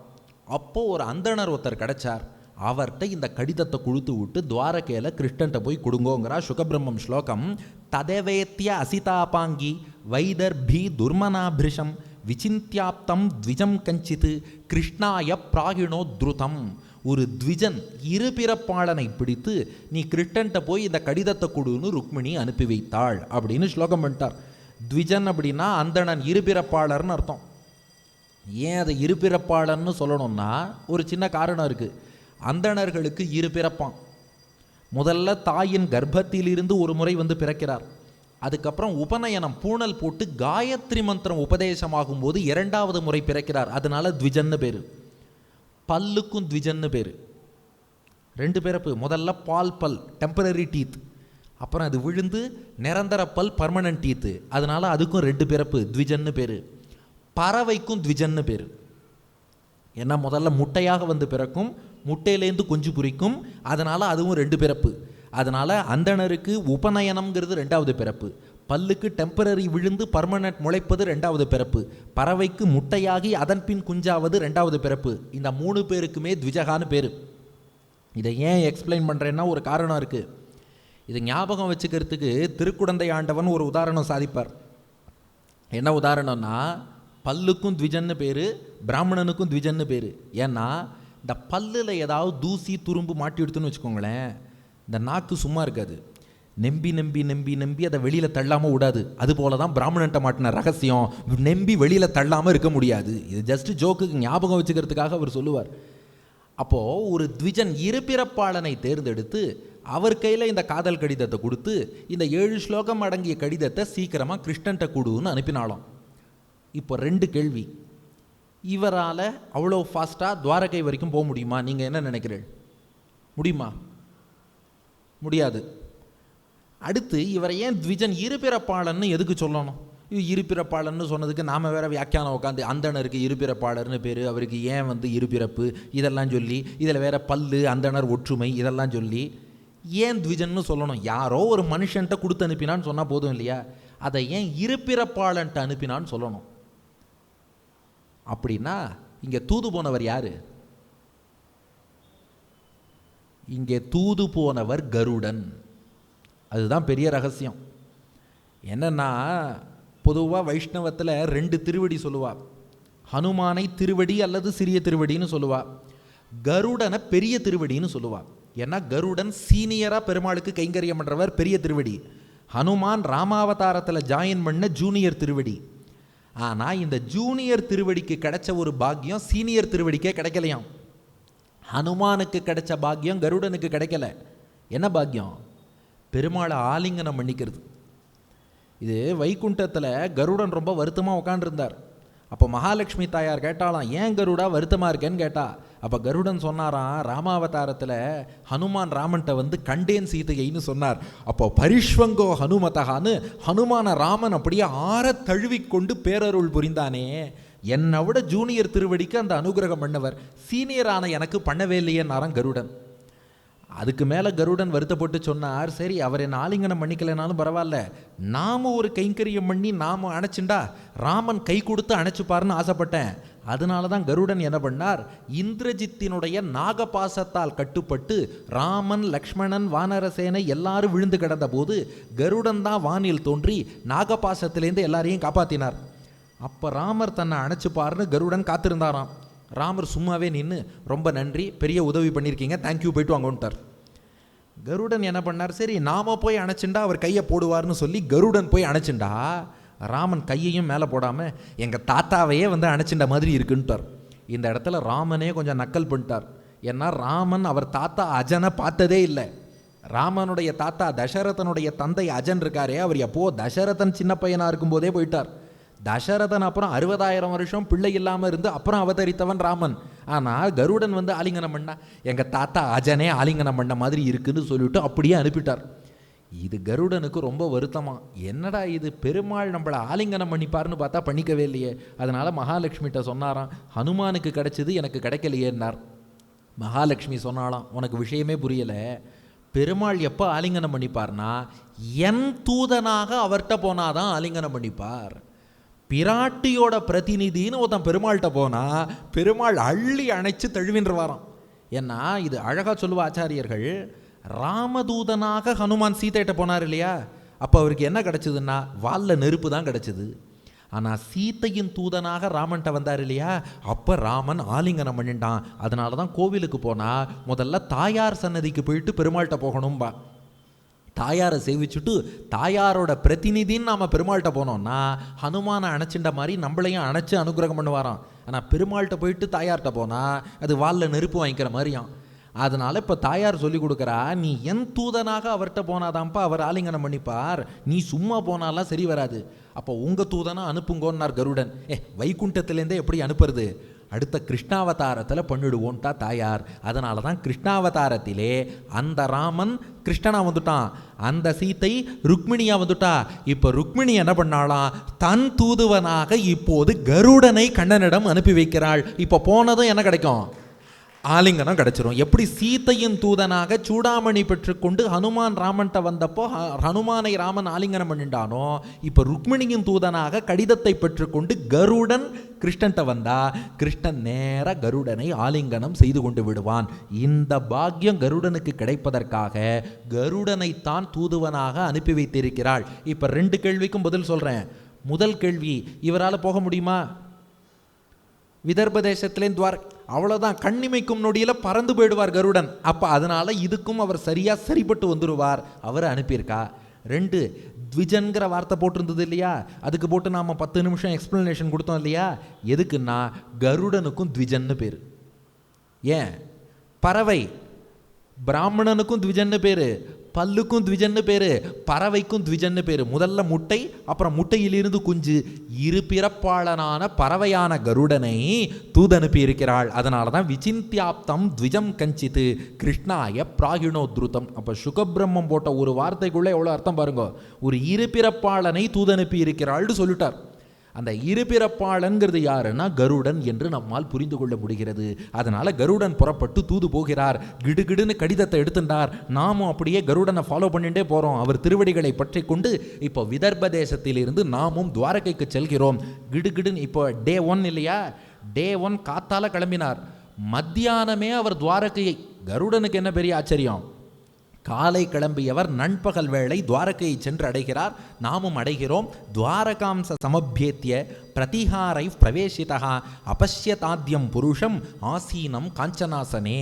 அங்கே அற்புதமான தங்க சிம்மாசனத்திலே கண்ணபிரான் எழுந்தருளி இருக்கிறான்.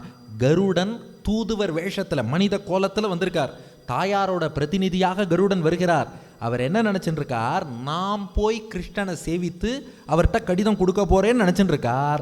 இவரை பார்த்ததும் கிருஷ்ணன் எழுந்து ஓடி வந்து ஆற தழுவின்டானா, சௌக்கியமா, வாங்கோ வாங்கோ வாங்கோ, எப்போ வந்தேள், ரொம்ப சௌக்கியமா இருக்கேடா, ரொம்ப சந்தோஷம் ரொம்ப சந்தோஷம் வாங்கோன்னு திருஷ்ட்வா பிரம்மண்ய தேவஸ்தம் அவருஹ்ய நிஜாசனாத்து உபவேஷ்ய அர்ஹயான் சக்கரே யதாத்மானம் திவௌகசகா.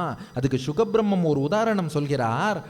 பெருமாள் தேவலோகத்துக்கு போனால் இந்திராதி தேவர்கள் பெருமாளை எப்படி உபசரிப்பார்களோ அதுபோல கருடன் இங்கே தூதுவராக வந்தபோது பெருமாள் அவருக்கு அவ்வளோ உபச்சாரம் பண்ணாராம். ஏன்னா தாயாருடைய ரெப்ரசன்டேட்டிவ்னு தெரிஞ்சுடுத்தோன்னா அவளுக்கு பெருமாள் அவ்வளோ உபச்சாரம். இப்போ அந்த தூதுவரை கூப்பிட்டு உட்கார வச்சு, மனித வடிவத்தில் அந்தணர் கோலத்தில் அவர் வந்திருக்கார். அவரை கூப்பிட்டு உட்கார வச்சு தம் புக்தவந்தம், முதல்ல சாப்பாடு போட்டானா. நம் வீட்டுக்கு ஒருவர் வந்தால் விருந்தோம்பல், முதல்ல அவரை சாப்பிட்டீங்களான்னு நாம் விசாரிக்கணும். நமக்கு அந்த பழக்கம் எல்லாம் குறைந்து கொண்டே போகிறது. இப்போ யாராவது வீட்டுக்கு வரேன்னு சொன்னாலே வீட்டுக்குள்ளேருந்தே வீட்டில் யாரும் மனுஷங்க இல்லைன்னு சொல்லிடுறோம். நம்மளை பார்த்தா மனுஷன் நமக்கே தெரியல போல இருக்கு.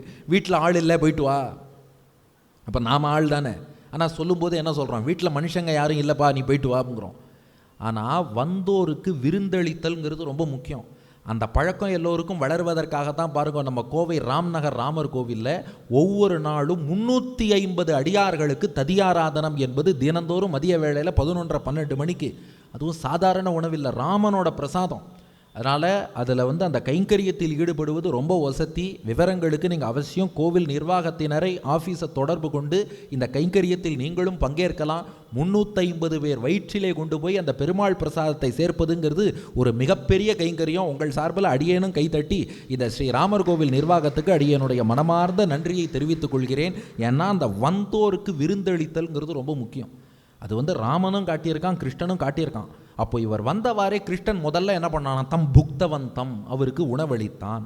விஸ்ராந்தம், அடுத்து ஓய்வெடுங்கள்னு சொல்லி அவரை ஓய்வெடுத்துக்க சொன்னானாம். இது பெருசு இல்லை. உபகம்ய சதாங்கதி பாணினா அபிமிருஷன் பாதௌ அவ்யக்ரஸ்தம் அபிருச்சத, அவரை படுக்க வச்சு கிருஷ்ணன் தன் கைகளால் அவர் காலை பிடிச்சி விட்டானா. கால் வலிக்கிறதா, ரொம்ப தூரம் பயணித்து வந்திருக்கிறீர்களே, நீங்கள் விதர்ப தேசத்திலேருந்து துவாரகை வரை வந்திருக்கிறீர்கள், வாங்கோ காலை மசாஜ் பண்ணி விடுறேன்னு சொல்லி இவர் பாதங்களை கண்ணன் பிடித்து விட்டான்.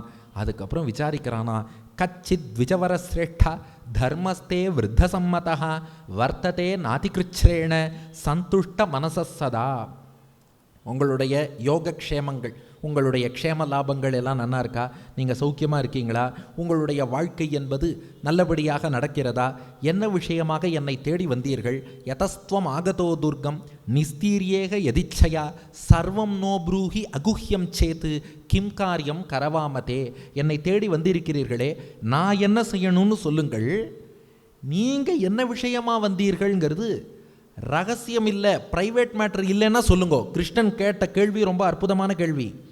நான் என்ன செய்யணுங்கிறத சொல்லுங்கோ, நீங்கள் வந்த விஷயம் என்கிட்ட சொல்லலான்னா சொல்லுங்கன்னா. ஏன்னா சில விஷயம் ப்ரைவேட்டாக இருக்கும், அதை சொல்ல வேண்டாம்னா என்கிட்ட சொல்ல வேண்டாம். நான் என்ன செய்யணுங்கிறத மட்டும் சொன்னால் போதும். ஏன்னா மற்றவாளோட ப்ரைவசியை நம்ம ரெஸ்பெக்ட் பண்ணணுமா. அதனால் சொல்கிறான், சர்வம் நோ ப்ரூஹி அகுஹ்யம் சேத்து. அது சீக்ரெட் இல்லைன்னா சொல்லுங்கள், இல்லை பர்சனல் மேட்டர் சீக்ரெட்னா நீங்கள் வந்த விஷயத்தையே சொல்ல வேண்டாம். நான் என்ன பண்ணணும்னு மட்டும் கட்டளையிடுங்கள், செய்கிறேன்பான் கிருஷ்ணன். அவர் ஒன்றுமே பண்ணலை, நேராக அந்த ஓலைச்சுவடியை எடுத்தார். உலகத்தின் முதல் காதல் கடிதம், அந்த ஓலைச்சுவடியை எடுத்தார். எடுத்து இந்தான்னு கொடுத்தார். என்னன்னு கேட்டான் கிருஷ்ணன். இல்லை, எங்கள் விதர்ப தேசத்து இளவரசி ருக்மிணி உங்களுக்கு காதல் கடிதம் எழுதியிருக்கா. கிருஷ்ணன் சொன்னான், நீங்களே படியுங்கள். ஏன்னா பெருமாள் தாயாருக்கிடையே நடக்கக்கூடிய காதல்ங்கிறது பிரைவேட் மேட்டர் கிடையாது. அது லோகத்தில் அடியார்கள் எல்லோரும் ரசிக்க வேண்டிய அப்ராக்கிருதமான தெய்வீகமான ஸ்ருங்கார ரசம். நீங்கள் படிங்கோன்னு நானும். அதனால தான் பாகவதத்துக்கு வீரராகவ சுவாமி வியாக்கியானத்தில் இது காட்டுறார். அத பிராமணா ஸ்ரீகிருஷ்ண அனுஜ்ஞயா வாச்சிக்கம் வக்தி. கிருஷ்ணன் அவர்கிட்ட சொன்னானா, நீங்கள் படிங்கோ என்னன்னு. இல்லை, இது காதலனுக்கு எழுதினதாச்சே, அது உலகியல் காதலனுக்கு எழுதினா மற்றவா படிக்கக்கூடாது. இது பெருமாளும் தாயாரும் பேசிக்கிறான்னா அடியார்கள்லாம் கூடி அனுபவிக்கணும். ஏன் கோவை ராம்நகர் ராமர் கோவிலில் ஃபுல் ஹால் நிரம்பி ஆடியன்ஸ் உட்காந்து இந்த காதல் கடிதத்தை கேட்க போகிறாளா இல்லையா? அதனால் படியுங்கள், எல்லோர் காதிலும் கேட்கும்படியாக 7 ஸ்லோகத்திலையும் படியுங்கள்னு சொல்கிறான். இப்போ நாமும் அப்படியே துவாரகையில் இருக்கிறோம். இந்த பக்கம் அந்தனர் கையில் ஓலைச்சுவடி, இந்த பக்கம் கிருஷ்ணன். அந்த கடிதத்தை அவர் படிக்க தொடங்குகிறார். கடிதத்திலே ருக்மிணி தன் காதலை தெரிவிக்கிறாள். அதில் முதல் ஸ்லோகம், அதில் ருக்மிணி தன்னுடைய காதலை ப்ரொபோஸ் பண்ணுறா. கண்ணா, நான் உன்னை காதலிக்கிறேன் என்று சொல்கிறாள். 7 ஸ்லோகத்தில் முதல் ஸ்லோகம் ருக்மிணி காதலை சொல்வது. ஸ்ருத்வா குணான் புவன சுந்தரா ஸ்ருண்வதாம் தே நிர்விஷ்ய கர்ண விவரைஹி ஹரதோங்கதாபம் ரூபம் திருஷாம் திருஷிமதாம் அகிலார்த்தலாபம் த்வய்யச்சுதா விசதி சித்தம் அபத்ரபம் மே. ஸ்ருத்வா குணான் புவன சுந்தரா, ஏ புவன சுந்தரா, உலக அழகனே. நான் கிருஷ்ணனை பாருங்க அட்ரஸ் பண்ணும்போது, ஏ உலக அழகனே, உன்னை போல ஒரு அழகன் உண்டா? நான் என்ன பண்ணேன்னா, ஸ்ருத்வா குணான், உன்னுடைய குணங்களை காதார கேட்டேன். ஏன்னா உண்மையான காதல் என்பது வெளித்தோற்றத்தை பார்த்து வரக்கூடாதான். அவனுடைய குணங்கள் என்ன என்பதை அறிந்து கொண்டு அந்த மனசுக்கும் பிடிச்சிருக்கு பாருங்கோ, அதுதான் உண்மையான அன்பு. அப்போ ஸ்ருத்வா குணான், உன்னுடைய உயர்ந்த குணங்களை பற்றி நிறைய கேட்டேன். ஸ்ருண்வதாந்தே நிர்விஷ்ய கர்ண விவரைஹி ஹரதோங்க தாபம். உன் குணங்கள் என்ன பண்ணுறதுன்னா, யாரெல்லாம் உட்காந்து உன் குணங்களை, உன் சேஷ்டிதங்களை, லீலைகளை, பெருமைகளை கேட்குறாளோ அவ காது துவாரம் வழியாக உள்ளே போய் மனசில் உள்ள கஷ்டத்தை எல்லாம் உன் குணங்களே போக்கிடுறதுடா. கொஞ்ச நேரம் உட்காந்து கிருஷ்ணனுடைய குணங்களை கேட்டா அது உள்ளத்தில் உள்ள தாபங்கள், கஷ்டங்கள் எல்லாத்தையும் போக்குறது. அந்த குணங்கள் உடைய உன்னுடைய வடிவத்தை பற்றி தெரிஞ்சுட்டேன். வெறும் வடிவம் இல்லை, இத்தகைய குணங்களை உடைய உன் வடிவம் எப்படி இருக்குன்னா, ரூபம் திருஷாம் திருஷிமதாம் அகிலார்த்த லாபம். உன்னுடைய திருமேனி எவ்வளோ அழகுன்னா, நாங்கள் கண் படைத்த பையனே உன் திருமேனியை சேவிப்பது தாண்டா. ஒருத்த மட்டும் உன் திருமேனியை சேவிக்கலைன்னா அவன் முகத்தில் கண் இல்லை, அது வெறும் புண்ணுன்னு வச்சுக்க வேண்டியதான். அதனால கண் படைத்த பையனே, கட்டான கட்டழகு கண்ணா, உன்னை காணாத கண்ணும் ஒரு கண்ணா. ஏன்னா அந்த சுவாமி பாட்டு வரலையேன்னு எதிர்பார்த்துட்டு இருப்பார். அதனால கட்டான கட்டழகு கண்ணா, உன்னை காணாத கண்ணும் ஒரு கண்ணா, நடைபோடு நடைபோடு மனமென்ற தேரில் நடமாடு மயில் போலவே, உன் இடையோடு இடையோடு கொடி போல உள்ளம் வளைந்தாட வந்த நிலவே, விளையாடு விளையாடு விடிக்கின்ற வரையில் அழகோடு வந்த துணையே, உன் வளையோடு வளையோடு இசைப்பாடும் கையில் வளைந்தாட வந்த கலையே, மதயானை வடிவமே, நடமாடும் வீரமே, மலர் போன்ற உள்ளமேவா, நாம் அறியாத பூமியில் தெரியாத பாதையில் இருபேரும் போகலாம் வா, கட்டான கட்டழகு கண்ணா, உன்னை காணாத கண்ணும் ஒரு கண்ணா, ரூபம் திருஷாம் திருஷிமதாம் அகிலார்த்த லாபம். நாம் கண் படைத்த மொத்த பயன் என்னன்னா அவனுடைய வடிவத்தை சேவிக்கிறது தான். அந்த கண்ணனுடைய திருமேனியை ஒருத்தன் சேவிக்கலைன்னா அவன் கண் படைத்ததற்கே பயன் இல்லை. அதனால என்னாச்சுன்னா தொய் அச்சுதா, அச்சுதன்னா அடியார்களை கைவிடாதவன் அர்த்தம். அச்சுதா, அடியார்களை கைவிடாதவனே, ஆவிஷதி சித்தம் அபத்திரப்பம்மே, என்னுடைய மனசு நாணத்தையும் கடந்து உன் மீது காதல் கொண்டதுன்னா. ஏன்னா பொதுவாக பெண்கள் ஆண்கள்கிட்ட போய் இந்த மாதிரி நான் உன்னை காதலிக்கிறேன்னு ப்ரொப்போஸ் பண்ண மாட்டாளாம். ஆண் தன்னை தேடி வரட்டும்னு காத்திருப்பாளாம். ஆனால் உன்னுடைய குணமும் அழகும் எவ்வளோ பெருமை மிக்கதுன்னா, நீ என்னை தேடி வரல, நானே உன்னை தேடி உன்னை காதலிக்கிறேன்னு ஒரு பெண் முன் காதலை சொல்லும் அளவுக்கு உன் குணங்களும் அழகும் சிறப்பாக இருக்குது. ஏன்னா இது சாஸ்திரத்தில் அழகான ஒரு விஷயம். இந்த சான்ஸ்கிரிட்டில் நம்ம கையில் 5 விரல் இருக்கோம் இல்லையோ, இதில் கட்ட விரலுக்கு அங்குஷ்டகான்னு பேர், இது ஆண்பால். மற்ற 4 விரல் இருக்கு பாருங்க, இதுக்கு அங்குழின்னு பேர், இதெல்லாம் பெண்பால். கட்டை விரல் அங்குஷ்டன் ஆண்பால், மற்றைய 4 விரல்கள் அங்குலி பெண்பால். அதனால தான் காயத்ரி ஜபம், இந்த ஜபம் எல்லாம் பண்ணும்போது எவ்வளோ மந்திரம் ஜபிச்சிருக்கோன்னு கவுண்ட் பண்ணணும். அப்போ என்ன பண்ண சொல்லுவார்னா, இந்த கட்ட விரல் தான் மற்ற விரல்களை போய் தொட்டு தொட்டு தொட்டு தொட்டு கவுண்ட் பண்ணுமே ஒழிய மற்ற விரல்கள் கட்ட விரலை தொடக்கூடாதான் மந்திரம் கவுண்ட் பண்ணும்போது. ஏன்னா மற்ற 4 விரலும் பெண்ணு, கட்ட விரல் தான் ஆண். ஆண் தான் பெண்ணை தேடி போவானே ஒழிய பெண் ஆணை தேடி வரமாட்டா. அதனால் காயத்ரி ஜபம் பண்ணா 1 2 3 4 5 6 7 8 9 10 இப்படித்தான் கவுண்ட் பண்ணணுமே ஒழிய இந்த விரல்கள் கட்ட விரலை தொடவே கூடாது. இப்படி ஆண் போய் பெண்ணை தொடுவது போல் அந்த அமைப்பு இருப்பதால தான் மறைச்சுண்டு கவுண்ட் பண்ணுன்னு சொல்கிறா. அதை வெளியில் தெரிகிற மாதிரியும் கவுண்ட் பண்ணக்கூடாது, கவுண்ட்டை மறைச்சி வச்சுன்னு தான் பண்ணணும். அப்போது என்றைக்குமே ஒரு ஆண் தான் பெண்ணை நாடி போவான், பெண் தேடி வரமாட்டா. ஆனால் உன்னுடைய குணங்கள் அழகின் பெருமையை பார்க்கும்போது ஸ்ருத்வா குணான் புவன சுந்தர ஸ்ருண்வதாந்தே நிர்விஷ்ய கர்ண விவரை ஹரதோங்க தாபம் ரூபம் திருஷாம் திருஷிமதாம் அகிலார்த்த லாபம் தொய்யச்சுதா விஷதி சித்தம் அபத்திரப்பம் மே. உன்னுடைய குணங்கள் உள்ளத்தில் புகுந்து தாபங்களை தீர்க்கிறது. கண் படைத்த பயனே உன்னுடைய வடிவழகை காண்பது தான். அதனால் வெட்கத்தை கடந்து என் காதலை உன்னிடம் சொல்கிறேன், நான் உன்னை விரும்புகிறேன். இது முதல் ஸ்லோகம். அடுத்த 2வது ஸ்லோகத்தில் இப்போ கிருஷ்ணனுக்கு ஒரு சந்தேகம் வரலாம். பொதுவாக இப்படி பெண்கள் அந்த நாணம் வெட்கம் இந்த வரம்பை கடந்து காதலை சொல்ல மாட்டாளே, இவ தானே முன் காதலை சொல்கிறாளே, அப்போ ஒருவேளை இவளுக்கு நாணம் குறைச்சலோன்னு சந்தேகம் வரலாம். அப்படி நினச்சிடாத, நான் நாணம் எல்லாம் உள்ள நல்ல குல பெண்மணி தான், உன் அழகினால் தான் நான் காதல் சொல்கிறேனே ஒழிய என்ன நீ குறைச்சி நினைக்காதங்கிறத 2வது ஸ்லோகத்தில் சொல்கிறாள். காத்வா முகுந்த மகதி குலசீல ரூப வித்யா வயோ திரவிண தாமபிர் ஆத்மதுல்யம் தீரா பதிம் குலவதீன விரணீத கன்யா காலே நிருசிம்ஹ நரலோக மனோபிராமம். காத்வா முகுந்த, ஏ முகுந்தனே முக்தி அளிப்பவனே, உன்னுடைய குல, நீ நல்ல குலத்திலே தோன்றி சிறப்போடு விளங்குகிறாய், ஷீல நல்லொழுக்கத்தோடு விளங்குகிறாய், ரூபம் அழகான திருமேனியோடு இருக்கிறாய், வித்யா நல்ல கல்வி ஞானத்தோடு விளங்குகிறாய், வயஹா நான் மணப்பதற்கு ஏற்ற பருவத்தில் இருக்கிறாய், திரவிண நல்ல செல்வம் அதாவது நிறைய தானம் பண்ணக்கூடிய செல்வத்தோடு விளங்குகிறாய், தாமபிகி நல்ல விரும்பத்தக்க இருப்பிடத்திலும் நீ இருக்கிறாய். உன்னுடைய இந்த பெருமைகளையெல்லாம் பார்க்கும்போது தீராபதிம் குலவதீன விரணீத கன்யா, நல்ல குடும்பத்தில் பிறந்த எந்த பெண்ணாக இருந்தாலும் தானே முன் உன்னிடத்தில் நான் உன்னை காதலிக்கிறேன்னு சொல்லுவா. அது அந்த பெண்ணோட தப்பு கிடையாது.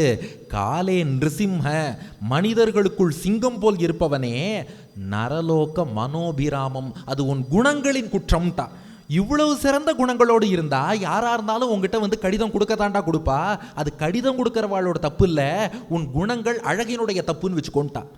ஏன்னா இதே கருத்தை பராங்குஷ நாயகியும் பாடுகிறாள். நம்மாழ்வாருடைய பெண்பாவம் பராங்குஷ நாயகி.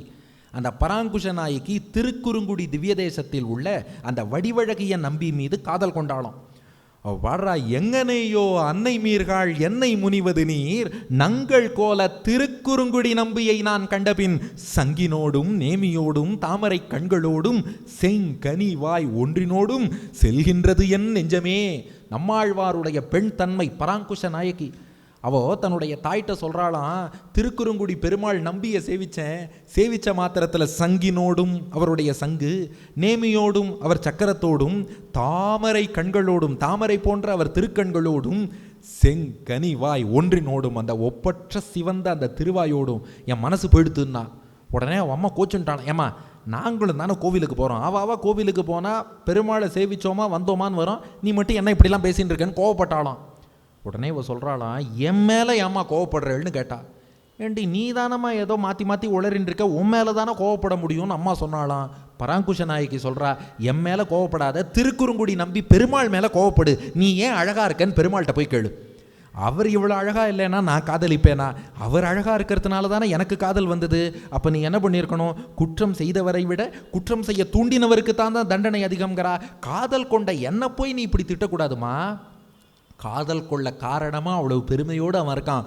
அதைத்தான் ருக்மிணி சொல்கிறா, காத்வா முகுந்த மகதி குலசீல ரூப வித்யா வயோ திரவிண தாமபிர் ஆத்மதுல்யம் தீரா பதிம் குலவதீன விரணீத கன்யா காலே நிருசிம்ஹ நரலோக மனோபிராமம்னு உன்னுடைய பெருமைகளை கேள்விப்பட்ட எந்த பெண் தாண்டா உங்ககிட்ட மனசை பறி கொடுத்து காதலிக்க மாட்டா. என் குணங்களில் குறை என்று நினைத்து விடாதே, குற்றமெல்லாம் உன்னுடைய அழகில் இருக்குன்னு வச்சுக்கோன்ட்டா. இது 2வது ஸ்லோகம். 3வது ஸ்லோகம், நான் என்னை உனக்கே என்று அர்ப்பணித்து விட்டேன். எப்போ என்னை உனக்குன்னு அர்ப்பணிச்சுட்டேனோ இனி இன்னொருத்தன் என்னை நினைத்தால் கூட பாபம், அதற்கு நீ அனுமதிக்காதே. அதான் 3வது ஸ்லோகம். தன்மே பவான் கலு விருத பதிரங்க ஜாயாம் ஆத்மார்பிதச்ச பவதோத்ர விபோ விதேஹி மா வீரபாகம் அபிமர்ஷது சைத்ய ஆராத்து கோமாயுவன் மிருகபதேர் பலிமம்புஜாக்ஷா. வார்ப்பா, நான் உனக்கே உரியவள் என்று என்னை உனக்கென்றே சமர்ப்பித்து விட்டேன். எப்போ சமர்ப்பிச்சாச்சோ உனக்குன்னு வச்ச என்ன சிசுபாலன் தனக்கு நினச்சி பார்த்தா கூட தப்பு. அது எதை போல தப்புன்னா, கோமாயுவத்து மிருகபதேகே பலிம் அம்புஜாக்ஷா, ஏ தாமரை கண்ணா, தாமரை போல் கண் கொண்டவனே, சிங்கத்துக்குன்னு எடுத்து வச்ச உணவை நரி மோந்து பார்த்தாலே தப்பு. சிங்கத்துக்குன்னு வச்ச உணவை நரி மோந்து பார்க்கறது எப்படி தப்போ, உனக்குன்னு ஏற்பட்ட என்னை சிசுபாலன் என்ற நரி மோந்து பார்த்தாலே தப்பு. இது எங்கேயோ கேட்ட மாதிரி இல்லை. நாச்சியார் திருமொழியில் ஆண்டாள் பாசுரம், வானிடை வாழும் அவ்வானவர்க்கு மறையவர் வேள்வியில் வகுத்த அவி கானிடை திரிவதோர் நரி புகுந்து கடப்பதும் மோப்பதும் செய்வது ஒப்ப ஊனிடை ஆழிசங்கு உத்தமர்க்கு என்று உன்னித்து எழுந்த என் தடமுலைகள் மானிடவர்க்கென்று பேச்சுப்படியில் வாழகில்லேன் கண்டாய் மன்மதனை. அப்படியே இந்த ஸ்லோகம். ஆனால் என்ன ஒரே ஒரு வித்தியாசம்னா, ருக்மிணி மன்னனுடைய மகள் இளவரசி இல்லையா, அவள் என்ன சொல்லிட்டா, சிங்கத்தோட உணவை நரி மோந்து பார்த்தா தப்புன்ட்டா. ஆண்டாள் வேண்டிய வேதங்களோதிய பெரியாழ்வார் திருக்குமாரத்தி யாகத்தில் தேவர்களுக்கு வச்ச பலியை நரி மோந்து பார்த்தா தப்புன்ட்டா. அர்த்தம் ஒன்று தான். ஆக மொத்தம் இப்படி எம்பெருமானுக்கு என்று சமர்ப்பித்த என்னை சிசுபாலன் மனத்தால் நினைத்தாலும் அது தேவர்களுக்கு அல்லது சிங்கத்துக்குன்னு வச்ச பொருளை ஒரு நரி மோந்து பார்ப்பதற்கு சமம். அதற்கு நீ அனுமதிக்காதே. தன்மே பவான் கலுவிருத பதிரங்கஜாயாம் ஆத்மார்பிதச்ச பவதோத்ர விபோ விதேஹி மா வீரபாகம் அபிமர்ஷது சைத்ய ஆராத்து கோமாயுவன் மிருகபதேர் பலிமம்புஜாக்ஷா. இது 3வது ஸ்லோகம். அடுத்த 4வது ஸ்லோகம் சொல்கிறா, நான் இதுவரை செய்த வழிபாடுகளாலே பகவானுடைய திருவுள்ளம் உகந்திருந்தால், நாராயணன் திருப்தி அடைஞ்சிருந்தான்னா, என் வழிபாட்டுக்கு சந்தோஷப்பட்டிருந்தான்னா, நிச்சயமாக நீ என் கையை பிடிப்பாய். இதான் 4வது ஸ்லோகம். பூர்த்தேஷ்ட தத்த நியமவ்ரத தேவ விப்ர குர்வர்ச்சனாதிபிரலம் பகவான் பரேஷா ஆராதிதோ யதி கதாக்ரஜ ஏத்யபாணிம் கிருண்ணாத்து மேன தமகோஷ சுதாதயோன்யே. பூர்த்தம், பூர்த்தம்னா சோஷியல் சர்வீஸ்ன்னு அர்த்தம். பகவானை மகிழ்விக்க முதல் வழி என்ன சொல்கிறா, பூர்த்தம். ஒரு தண்ணீர் குளம் வெட்டுதல், தண்ணீர் பந்தல் அமைத்தல், அதுபோல் மக்களுக்கான பொது சேவை. இங்கே இப்போ அன்னதானம்னு நம்ம ராமர் கோவிலில் கொடுக்குறா பாருங்க, இது போன்ற பொது சேவைகள் இதெல்லாம் நாம் பண்ணி, இஷ்ட யாக யஜ்ஞங்கள் பண்ணி, நியம விரதங்கள் எல்லாம் கடைபிடித்து, அப்புறம் தேவர்களை பூஜித்து, விப்ர வேதம் படித்தவாளை பூஜித்து, குர்வர்ச்சனாதிபிகி ஆச்சாரியர்களை பூஜித்து, இதனால் பகவான் திருவுள்ளம் முகந்திருந்தால், கிருஷ்ணா அந்த பகவானின் அவதாரமான நீ என் கையை பிடிக்கணும், சிசுபாலன்லாம் என்னை நினச்சி பார்த்தாலும் தப்பு. அப்போ 4வது ஸ்லோகத்தின் கருத்து, நான் செய்த வழிபாட்டுக்கு பகவான் திருப்தி அடைஞ்சிருந்தா நீ என் கையை பிடிப்பாய். பூர்த்தேட்ட தத்த நியமவிரத தேவ விப்ர குர்வர்ச்சனாதிபிரலம் பகவான் பரேஷா ஆராதிதோ யதி கதாகிரஜ ஏத்தியபாணிம் கிருண்ணாத்துமேன தமகோஷ சுதாதயோன்யே. அடுத்த 5வது ஸ்லோகம். இதில் எப்படி கல்யாணம் பண்ணிக்கணும்னு வழி சொல்லி கொடுக்குறார் ருக்மிணி. ஏன்னா இன்னைக்கு எத்தனாவது நாள்? டே 1. நம்ம உபன்யாசத்துக்கு டே 3, நாம் இருக்கிறது டே 1. டே 3 கல்யாணம், கரெக்டு தானே? இன்றைக்கி டே 1, நடுவில் டே 2 இருக்குது, டே 3 கல்யாணம். திடீர்னு இப்போ ஒரு லெட்டரை கொடுத்து கல்யாணம் பண்ணிக்கோன்னா எப்படி கல்யாணம் பண்ணிக்கிறது? அந்த வழி சொல்கிறாள். அதுதான் 5வது ஸ்லோகம். அதனால தான் முன்னாடியே பாருங்க, தாம் புத்தி லக்ஷணௌதாரியன்னார் சுகபிரம்மம். நல்ல புத்தி கூர்மை கொண்டவள் ருக்மிணி. ரூட்டும் அவளே சொல்லி கொடுக்குறா 5வது ஸ்லோகத்தில். ஷோபாவினி துவம் அஜிதோத்வகனே விதர்பான் குப்த சமேத்திய பிருத்தனா பதிபிப்பரீதா நிர்மத்திய சைத்திய மகதேந்திர பலம் பிரசக்கிய மாம் ராட்சசேன விதினோத்வக வீரிய சுல்காம். நான் வழி சொல்லித்தரேன். திருமணத்துக்கு முந்தைய நாள், இப்போ டே 2 இருக்கு இல்லையா, அந்த திருமணத்துக்கு முந்தைய நாள் கல்யாண பொண்ணு குலதேவ யாத்திரைன்னு போகணுமா. இப்போ பீஷ்மகனை பொறுத்தவரை அவா குல வழக்கம் அம்பிகை துர்கையினுடைய கோவிலுக்கு அந்த கல்யாண பொண்ணு போகணும்னு அவளுடைய குலாச்சாரம். அந்த வகையில் நான் அந்த கோவிலுக்கு போவேன். அப்போ என்னோடு என் பெண் தோழிகள் மட்டும்தான் வருவா, மற்ற பெருசாக சேனை இதெல்லாம் இருக்காது. அந்த நேரத்தில் நீ வந்தேன்னா நேராக என்னை அழிச்சுன்னு போயிடலாம். அதுதான் என்னை நீ கடத்தி சென்று மணந்து கொள்ள எளிமையான வழி. இதற்கு ராட்சச விவாகம்னு பேராம். பெண்ணாவா வீட்டிலேயே போய் அங்கிருந்து கடத்தி மணந்து கொள்ளுதல். ஆனால் இது மன்னர்கள் தான் பண்ணலான்னு சொல்லியிருக்கு. அப்புறம் இது எல்லாரும் இப்படி பண்ணலாமான்னு கேட்டுருவா இல்லையா? அதனால் வீரத்தை பறைசாற்றக்கூடிய மன்னர்கள் மட்டும், அதனால தான் அந்த வார்த்தை போட்டிருக்கா, வீரிய சுல்காம். மன்னர்கள் மட்டும் வீரத்துக்கு பரிசாக இப்படி கல்யாணம் செய்து கொள்வதுண்டு. நீ ஒரு மன்னன்கிறதுனால நான் அந்த மாதிரி குலதேவ யாத்திரையாக குலதெய்வம் கோவிலுக்கு போகும்போது அப்போது என்னை நீ அபகரித்து செல்லலாம். இதுதான் எளிமையான வழி. அதனால் டே 3 என்னைக்கு பார்த்துக்கலான்னு விட்டுடாத, டே 2வே நீ வந்துருன்னு அர்த்தம். அதுதான் இந்த 5வது ஸ்லோகம். ஷோபாவினி துவம் அஜிதோத்வகனே விதர்பான் குப்த சமேத்திய பிருத்தனாபதிபி பரீதா. நீ சேனையோடும் வந்துரு.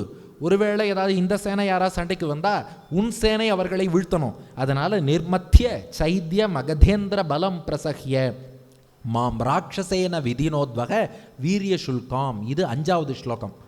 அடுத்த 6வது ஸ்லோகம். சுற்றி மற்ற உறவினர்கள் அவள்லாம் இருப்பா இல்லையா, இந்த பெண்ணை கடத்தின்னு போனால் அந்த உறவினர்கள் யாராவது பிரச்சனை பண்ண மாட்டா? அப்புறம் அந்த உறவினர்களோடு சண்டை போட வேண்டி வரும். உறவினர்கள் யாரையா கத்தியால் குத்திட்டா அப்புறம் அவளுக்கு கர்மா பண்ணுறதா இல்லை இந்த கல்யாணம் பண்ணிக்கிறதா, இதெல்லாம் கேள்வி வந்துடும். அதுக்கான வழியாக 6வது ஸ்லோகத்தில் சொல்கிறா ருக்மிணி. அந்தப்புராந்தரச்சரீம் அனிகத்திய பந்தூன் துவாமுத்வகே கதமிதி பிரவதாம்யுபாயம் பூர்வேத்யுரஸ்தி மகதி குலதேவ யாத்ரா யஸ்யா பகிர் நவவதூஹு கிரிஜாமுபேயாத். நல்லா கவனிச்சுக்கோ, அந்த முந்தைய நாள் குலதேவ யாத்திரை போவேன்னு சொன்னேன் இல்லையா, அந்த குலதேவ யாத்திரை போகும்போது ஆண்கள் யாருமே வரக்கூடாது அப்படின்னு ஒரு ரூல் இருக்குது. ஏன்னா அந்த புறத்திலேயே இருக்கக்கூடிய அந்த இளவரசி வெளியில் வரதுனால ஆண்கள்லாம் வரக்கூடாதுன்னு இருக்குது. அதனால் என்னுடைய அண்ணாக்கள் கூட வரமாட்டா, எங்கள் அப்பா கூட வரமாட்டார், சுற்றி பெண்கள் தான் இருப்பா. அதனால் பெண்கள் பொதுவாகவே வம்பு சண்டைக்கெல்லாம் போகமாட்டா, அவளே விலகிடுவா. அதனால் நீ என்னை எந்த உறவினரையும் கொல்லாமல் அழைத்து செல்ல வழி என்னன்னா, அந்த புறத்தில் அழைச்சின்னு போகிறதுன்னா அங்கே யாராவது உறவினர் தடுக்க வாய்ப்புண்டு. இந்த குலதேவ யாத்திரையின் போது ஆண் உறவினர் யாரும் இருக்க மாட்டார்கள், என் தோழிகள் மட்டும்தான் கூட இருப்பா. ஜம்முன்னு அழிச்சின்னு போயிடலாம், அம்மா கூட இருப்பா, பிரச்சனை இல்லை, நான் பார்த்துக்கிறேன். அதனால் இதுதான் சிறந்த வழின்னு சொல்வது 6வது ஸ்லோகம். இப்போ ஃபைனல் ஸ்லோகம் 7வது ஸ்லோகம். இது என்னென்னா, இந்த ஃபைனலாக ஒரு டிஸ்க்ளைமர் மாதிரி போட்டு முடிப்பா. ருக்மிணி சொல்கிறா, நான் சொன்னபடி நீ என்னை கல்யாணம் பண்ணிப்பேன்னு நம்புகிறேன். ஒருவேளை நீ இப்படி என்னை மணந்து கொள்ளாமல் இருந்து விட்டால் அதுக்காக சிசுபாலனுக்கு கழுத்தை நீட்டுவேன் மட்டும் நினைக்காத. யஸ்யாங்கிரி பங்கஜரஜ ஸ்னபனம் மகாந்தகா வாஞ்சந்தியுமாபதி ரிவாத்ம தமோபகத்யை யர்ஹ்யம் புஜாக்ஷண லபேய பவத் பிரசாதம் ஜஹ்யாம் அசூன் விரதகிருஷான் சதஜன்மபிஸ்யாத். உன்னுடைய திருவடி துகளை தலைக்கு மேல் தாங்க தேவர்கள் எல்லாம் காத்திருக்கிறார்கள். அப்படிப்பட்ட உனக்குன்னு அர்ப்பணித்த என்ன சிசுபாலனுக்கு அர்ப்பணித்து கல்யாணம் பண்ணிக்க மாட்டேன். நீ வராவிட்டால் உண்ணாவிரதம், உணவே உட்கொள்ளாமல் உண்ணாவிரதம் இருந்து உயிரை போக்கிக் கொள்வேன். போக்கிக் கொண்டு அடுத்த ஜென்மத்திலேயாவது என்னை தேடி நீ வரியான்னு பார்ப்பேன். அந்த ஜென்மத்திலையும் இன்னொருத்தனுக்கு கழுத்தை நீட்ட மாட்டேன். நீ வருகிறாயா என்று காத்திருப்பேன். வராவிட்டால் மீண்டும் உபவாசம் இருந்து உயிரை துறப்பேன். 100 பிறவியானாலும் உனக்காக காத்திருப்பேனே ஒழிய எற்றைக்கும் 7 பிறவிக்கும் உந்தன்னோடு உற்றோமேயாவோம். உனக்கே நாம் ஆட்செய்வோம், மற்றை நம் காமங்கள் மாற்று. உனக்காக காத்திருப்பேனே ஒழிய என்னைக்குமே சிசுபாலனுக்கு கழுத்தை நீட்டிடுவேன் மட்டும் நீ நினச்சுடாதே அப்படின்னு எழுதி பூர்த்தி பண்ணியிருக்காளாம் ருக்மிணி. இந்த காதல் கடிதத்தை கொஞ்சம் நன்னா படித்து பார்த்தேன்னா கிருஷ்ணனை 7 திருநாமங்களாலே அழைத்திருக்கிறாள். முதல் ஸ்லோகத்தில் புவன சுந்தரா அச்சுதா. புவன சுந்தரன்னா உலக அழகன் அர்த்தம். உலக அழகனுக்கு எது அழகுன்னா காதலிக்கிற பெண்ணை காப்பாற்றினாதான் அழகு, இல்லைன்னா உலக அழகன் -1 அப்படின்னு ஒரு -பாயிண்ட் வந்துடும் பார்த்துக்கோ. அதுக்கு தான் புவன சுந்தரான்னு கூப்பிட்டா. ரெண்டாவது அதே ஸ்லோகத்தில் அச்சுதான்னு சொல்லியிருக்கா. அச்சுதன்னா நழுவ விடாதவன், கைவிடாதவன் அர்த்தம். நான் காதல் கடிதம் கொடுத்ததுக்கப்புறம் கை விட்டுட்டேன்னா அச்சுதன்கிற பேர் போயிடும், ஜாக்கிரதைன்னு சொல்லியிருக்கா. ரெண்டாவது ஸ்லோகத்தில் பாருங்கோ முகுந்தன்னு சொல்கிறா. அதுதான் 3வது திருநாமம், முகுந்தாங்கிறா. முகுந்தன்னா முக்தி அளிப்பவன். பிறவி கட்டுகளை எல்லாம் அழித்து முக்திங்கிற விடுதலை கொடுக்குற உனக்கு என் வீட்டிலேருந்து எனக்கு விடுதலை கொடுக்க தெரியாதா? இந்த முக்தியை கொடு, எனக்கு இதுலேருந்து விடுதலை கொடுத்து நீ கல்யாணம் பண்ணிக்கோ. அதுக்காக தான் முகுந்தான்னு கூப்பிட்டுருக்கா. 4வது பாருங்கோ காலே நிருசிம்ஹா, நரசிம்மான்னு சொன்னான். ஏன்னா பிரகலாதனை காப்பதற்கு சரியான நேரத்தில் தூணப்பிழந்து நரசிம்மனா வந்த ருக்மிணியை காப்பதற்கு யாதவ சிம்மமாக அதுபோல் நீ வர வேண்டாமா? இது 4வது. அடுத்து 5வது என்ன சொல்லியிருக்கான்னு பாருங்க. 3வது ஸ்லோகத்தில் அம்புஜாக்ஷா, தாமரை கண்ணான்னு சொல்லியிருக்கா. ஏன்னா நான் கண் கலங்கி நிற்கும்போது அந்த தாமரை கண் திறந்து நீ கட்டாட்சம் பண்ணாமல் இருக்கக்கூடாது, கண்ணை மூடிண்டு தூங்கக்கூடாது. மலர்ந்த தாமரை போல் அந்த கண்களால் என்னை கட்டாட்சித்து காக்கணும், அதுக்காக தாமரை கண்ணா. அப்போது புவனசுந்தரா உலக அழகனேன்னா என்னை காப்பாற்றினா தான் நீ அழகு. அடுத்தது அச்சுதன்னா கைவிடாமல் இருந்தால் தான் அச்சுதன். முகுந்தன்னா இதுலேருந்தும் விடுதலை தந்தால் தான் முகுந்தன். நரசிம்மன் டயத்துக்கு பிரகலாதனை காப்பாற்றினா போகாது, என்னையும் டயத்துக்கு காப்பாற்றணும். இன்றைக்கி டே 1 டே 3 கல்யாணம். அதுக்கப்புறம் அம்புஜாக்ஷா, தாமரை கண்களால் கட்டாட்சம் பண்ணு. 6வதாக ஒன்று சொன்னா கதாகிரஜஹான்னா. கதாகிரஜன்னா என்ன அர்த்தம்? அக்ரஜன்னா அண்ணன், கத அக்ரஜன்னா கதனோட அண்ணன். கதனுக்கு அப்போ யார் அந்த கதன்? வசுதேவருக்கு சுனாமான்னு ஒரு மனைவி. வசுதேவருக்கும் சுனாமாவுக்கும் கதன்னு ஒரு மகன் கிருஷ்ணனுக்கு அப்புறம் பிறந்தான். அதனால் அவன் கிருஷ்ணனுக்கு தம்பி, கிருஷ்ணன் அவனுக்கு அண்ணன். எதுக்குப்பா இப்படி சுற்றி வளைச்சு யாரோ ஒரு கதன்னு நியூ கேரக்டரை சொல்லி கதாகிரஜன்னு ஏன் சொல்லணும்? இதுக்கு நமக்கு புரிகிற மாதிரி பலராமானுஜன்னு சொல்லியிருக்கலாமே. இது எல்லாருக்கும் தெரியும். பலராமன் தம்பின்னு கூப்பிட்டுருக்கலாமோ இல்லையோ? கேள்வி புரிகிறதா? பலராமன் தம்பின்னு கூப்பிடாம கதாகிரஜன், கதனுக்கு அண்ணன்னு ஏன் சொன்னா? இதுக்கு சுவையான ஒரு விளக்கம் இருக்குது. ஒருவேளை இந்த காதல் கடிதத்தில் பல்ராமன் தம்பியே அப்படின்னு எழுதிட்டா கிருஷ்ணன் உடனே என்ன பண்ணுவானா, அண்ணன் ஞாபகம் வந்து இந்த லெட்டர் எடுத்துன்னு அண்ணன் பலராமன்ட்ட போவானா, இந்த மாதிரி ஒத்தி காதல் கடிதம் எழுதியிருக்கா என்ன பண்ணுறதுன்னு. உடனே அண்ணன் பலராமன் என்ன பண்ணுவார், ஏன்டா கல்யாணம் காதலா, நான் கல்யாணம் பண்ணிட்டு கஷ்டப்படுறது போறாதுன்னு அடுத்து நீ வேற கல்யாணம் பண்ணிட்டு கஷ்டப்பட போறியா?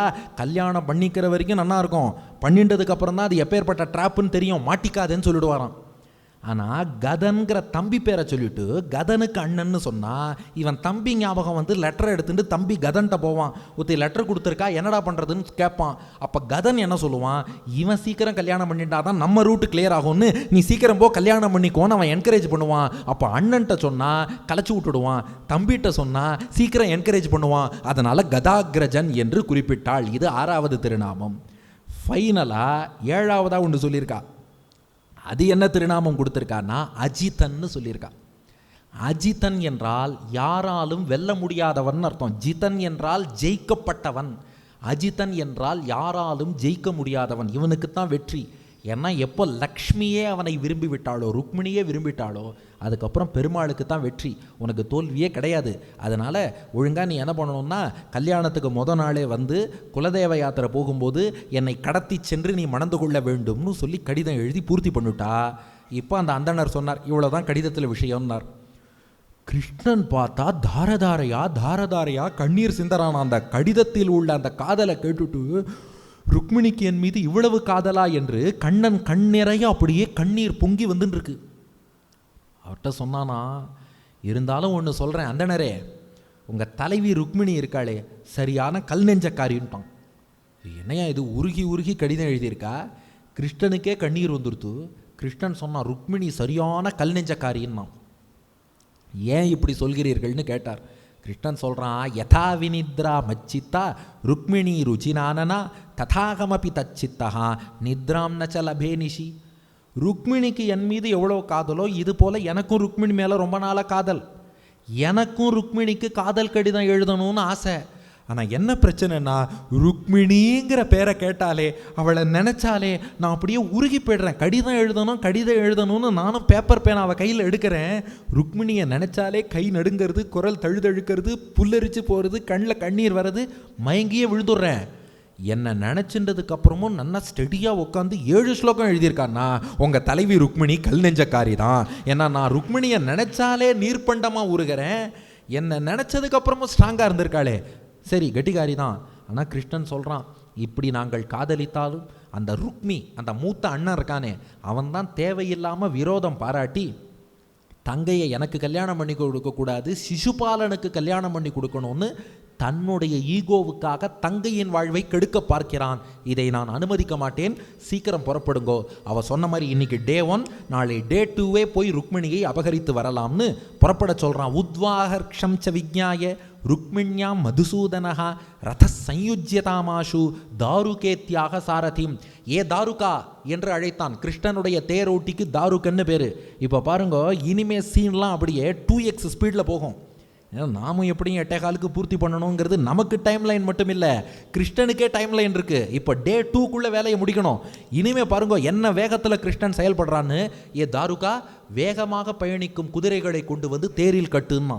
தாருகன் என்ன பண்ணானா, சச்சாஸ்வைஹி ஷைபிய சுக்ரீவ மேகபுஷ்ப பகாலகைஹி.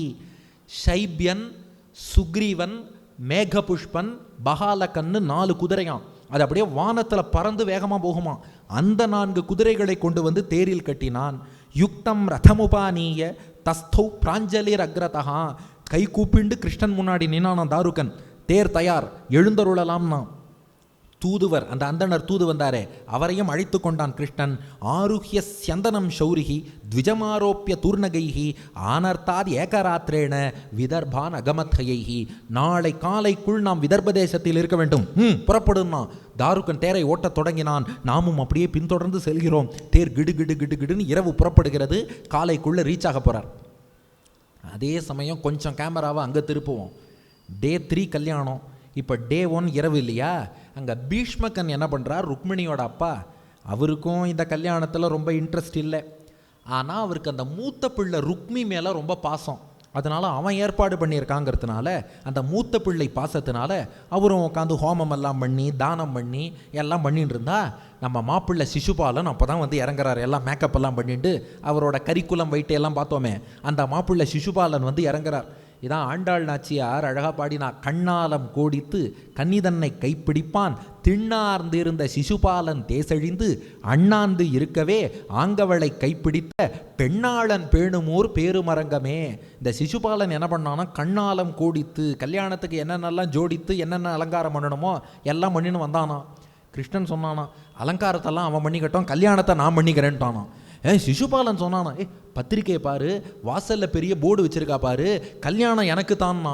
கிருஷ்ணன் சொன்னானா, கல்யாணம் உனக்கா இருக்கலாம், கன்னிகை எனக்கு தான்டா, ருக்மிணி எனக்கு தான். அதனால அலங்காரம் உனக்கு, கல்யாணம் எனக்கு.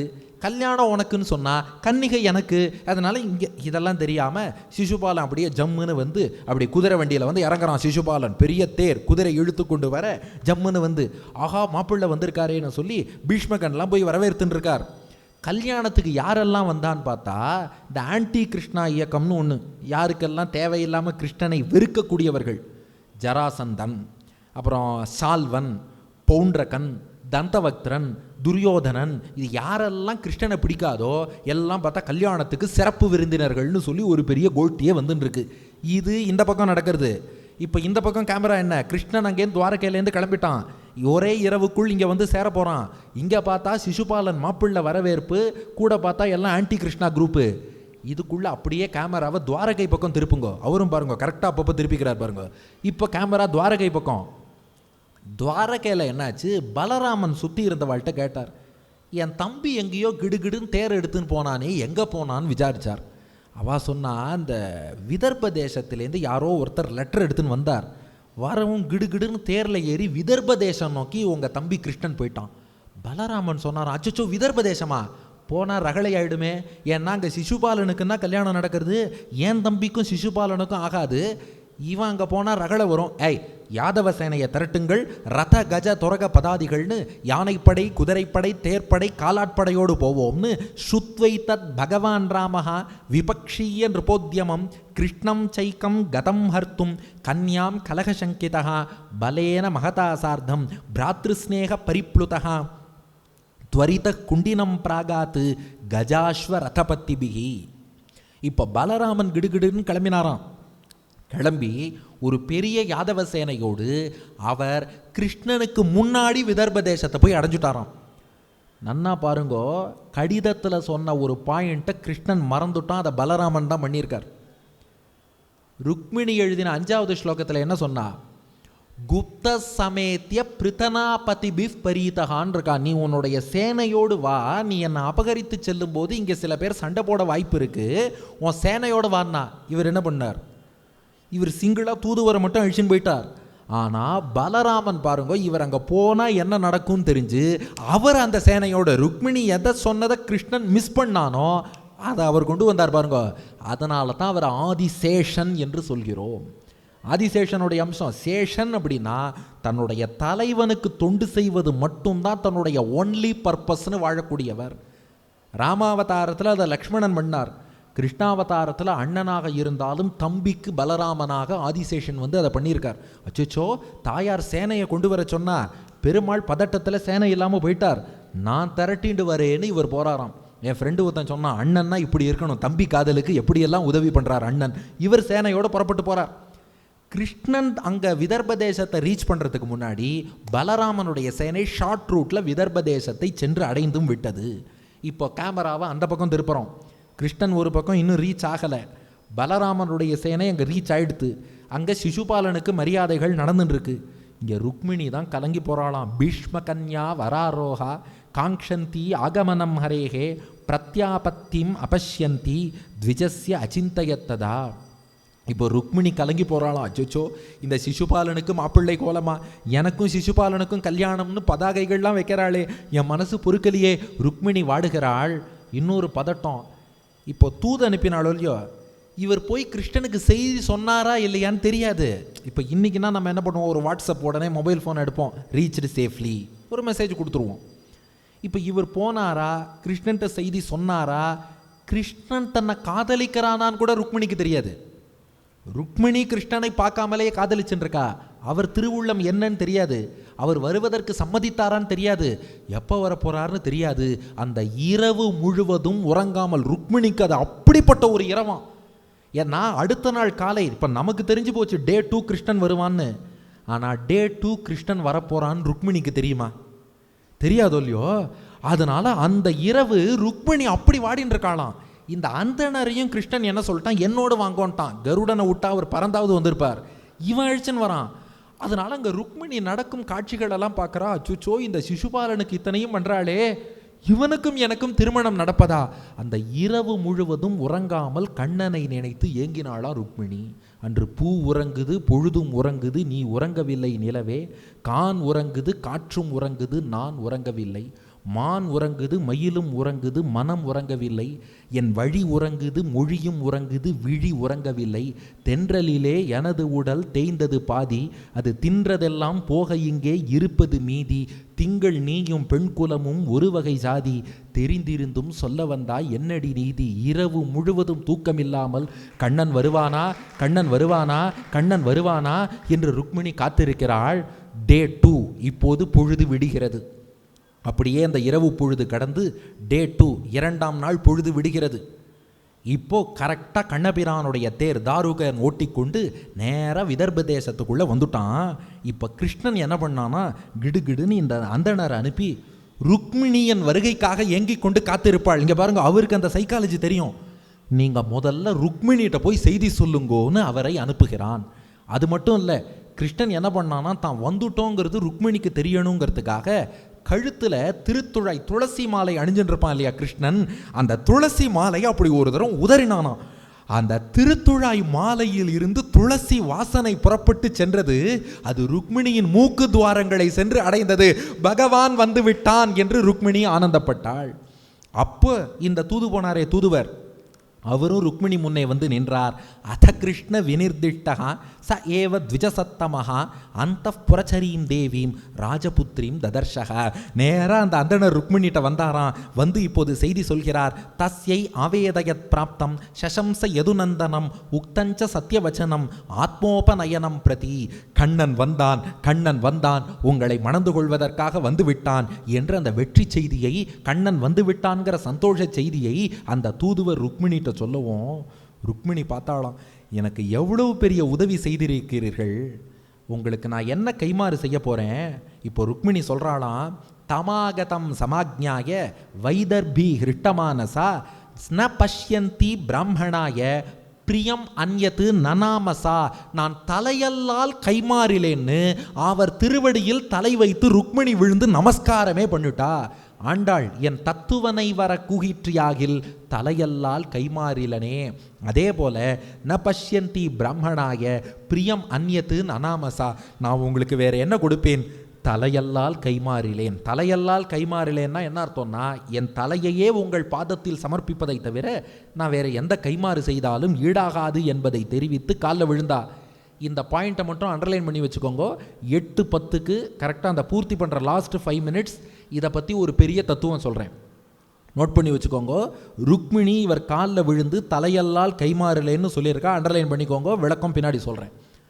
இப்போ பீஷ்மகன் பார்க்குறான். திடீர்னு பார்த்தா பலராமன் வந்திருக்கார், கிருஷ்ணன் வந்திருக்கார். ருக்மிணியோட அப்பா பீஷ்மகன் பார்த்தார், இவாள்லாம் எப்படிரா வந்தால் நாம் பத்திரிக்கை கொடுத்த மாதிரியே தெரியலையே. ஏன்னா சில கல்யாண வீட்லேயே இது பார்த்துருப்போம், திடீர்னு ஒருத்தர் வந்திருப்பார், நாம் பத்திரிக்கை கொடுத்தோமா, பொண்ணு வீட்டுக்காரரா பிள்ளை வீட்டுக்காரரா யார் வீட்டுக்காரருன்னு தெரியாது. ஆனால் வந்துட்டார்னா சரி, அப்படி பன்னீரை தெளித்து சந்தனம் குங்குமத்தை கொடுத்து உள்ளே கூப்பிட்டுட வேண்டிதான்னு பீஷ்மகன் பார்த்தான். பலராமன் கிருஷ்ணனே வந்திருக்காளா, சரி ஒரு பூர்ண கும்பம் வச்சுட வேண்டிதான்னு பிராப்தௌ ஸ்ருத்வா ஸ்வதுகிதுகு உத்வாக பிரேக்ஷணோத்சுகௌ அபியா தூரிய கோஷேன ராமகிருஷ்ணௌ சமர்கணைஹி. பீஷ்மகன் பார்த்தான், யார் கூப்பிட்டு வந்தாளோ வந்துட்டா, பலராமனும் கிருஷ்ணனும் பூர்ண கும்பமெல்லாம் வச்சு மரியாதையெல்லாம் பண்ணி இருவரையும் உள்ளே வாருங்கள் என்று வரவேற்று இவன் கூப்பிட்டுன்னு வந்து அவள் தங்குவதற்கு இடம் ஏற்பாடு எல்லாம் பண்ணி கொடுக்குறான். அதுக்குள்ள மக்கள்லாம் இப்போதான் முதல் முறையாக கிருஷ்ணனை சேவிக்கிறாளாம். விதர்ப தேசத்து மக்கள் இதுவரை கிருஷ்ணனை சேவிச்சதே இல்லை. இப்போ பார்த்தாலாம், அவள் சொன்னாலாம், நாமெல்லாம் அப்போவே பேசிட்டோமா இல்லையா, நம்ம ருக்மிணிக்கு ஏற்ற மணவாளன்னா கிருஷ்ணன் தான்.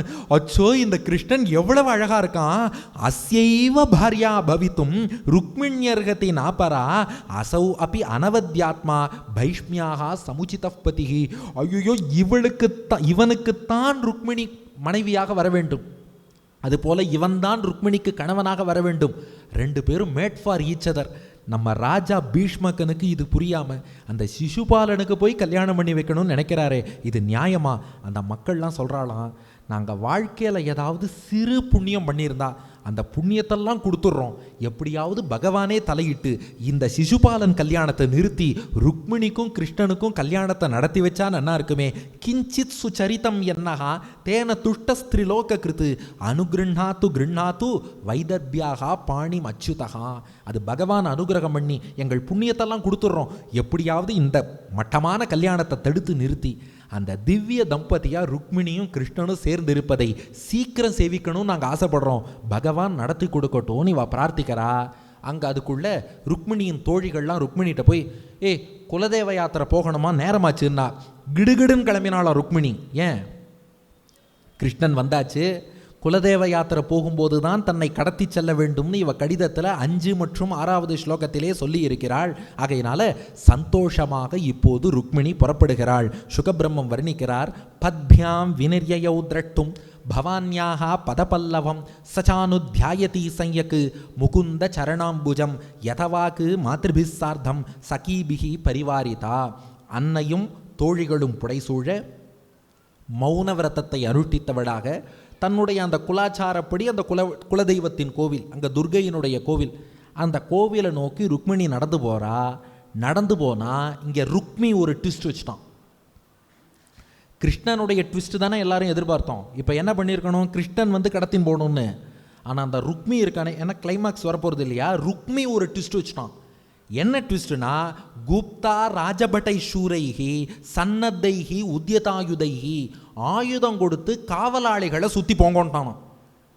அவளே கேட்டாலும், குலதேவ யாத்திரையில் ஆண்கள் போகக்கூடாது. ஏய், கிருஷ்ணன் வந்திருக்கான், ஏதா கலாட்டா பண்ணுவான், அதனால் நீங்கள் போக வேண்டும்னு சொல்லி காவலாளிகளை அனுப்பியிருக்கான். இது ருக்மிணிக்கு முதல் ஷாக்.